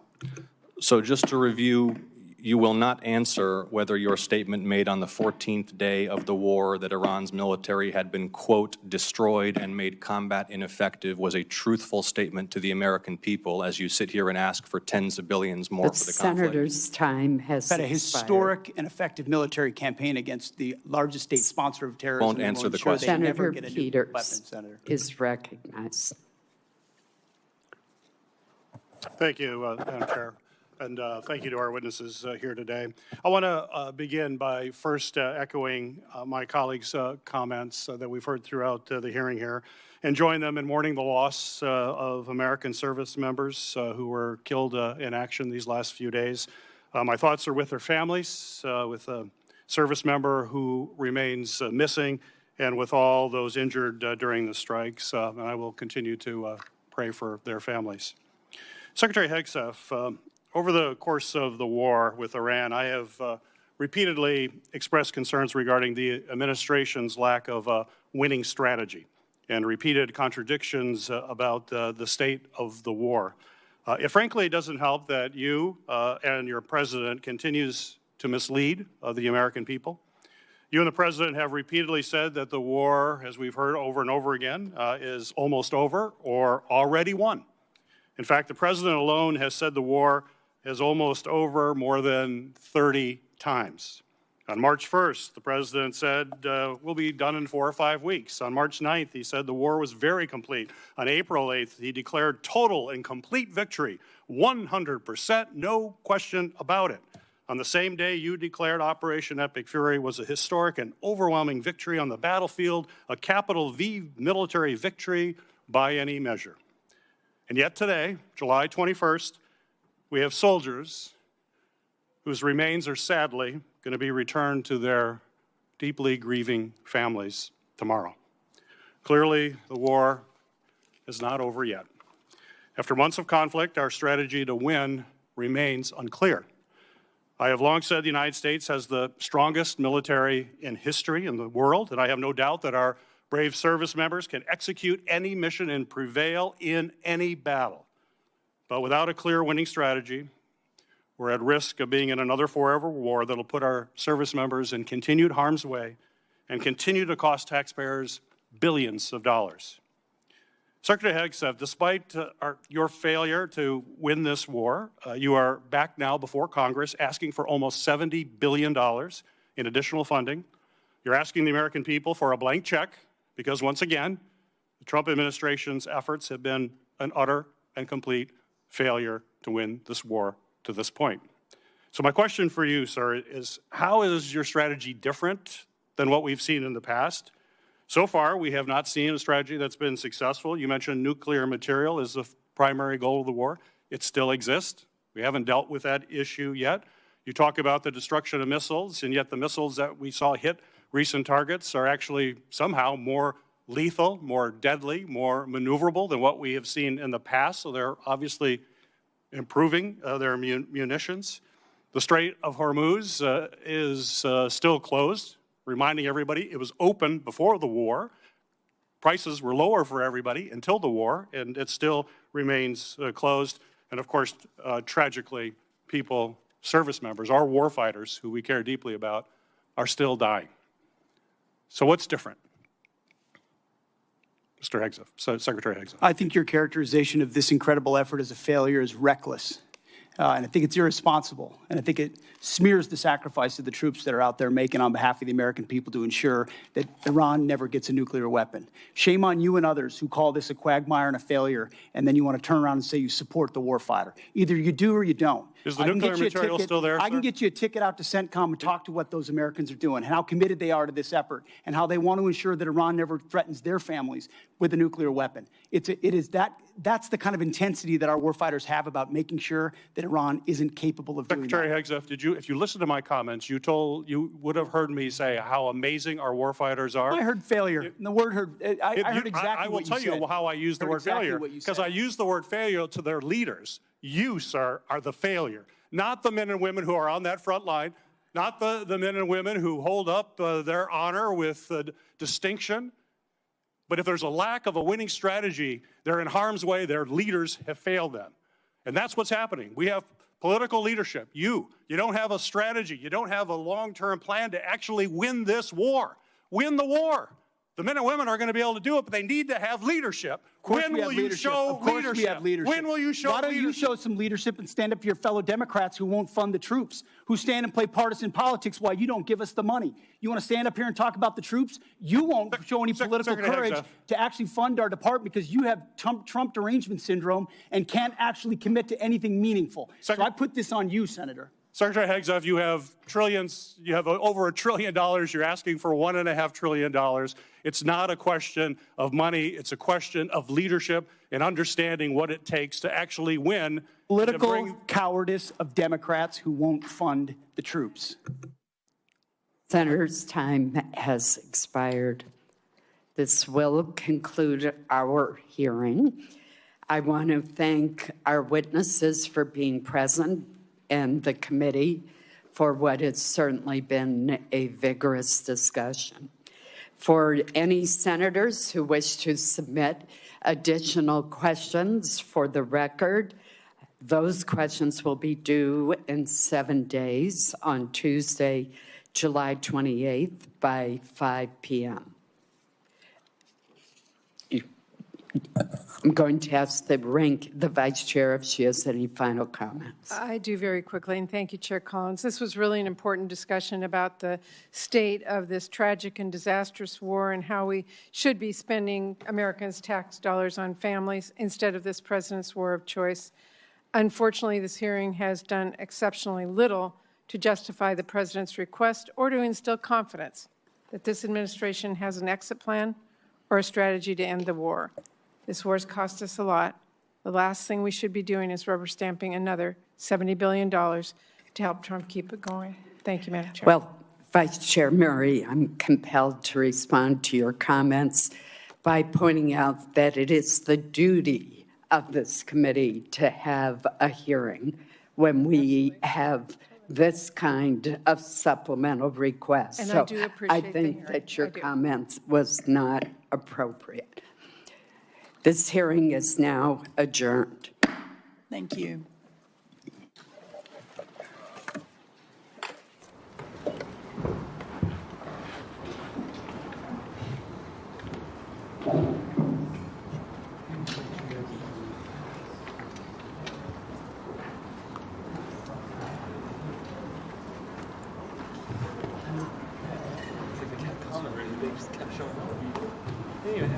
you're sitting in the front today. I didn't know they could do that.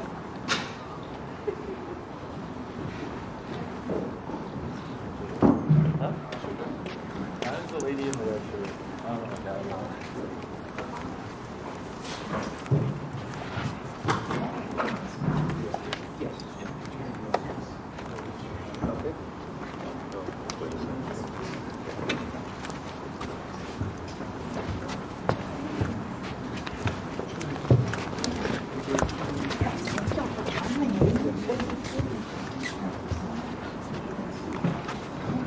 Allison, you killed it. I can't miss you in the very snazzy outfit. I love it. That's so what you all kind of are like. Yes. How do you feel about you know, from my perspective, the opportunity to continue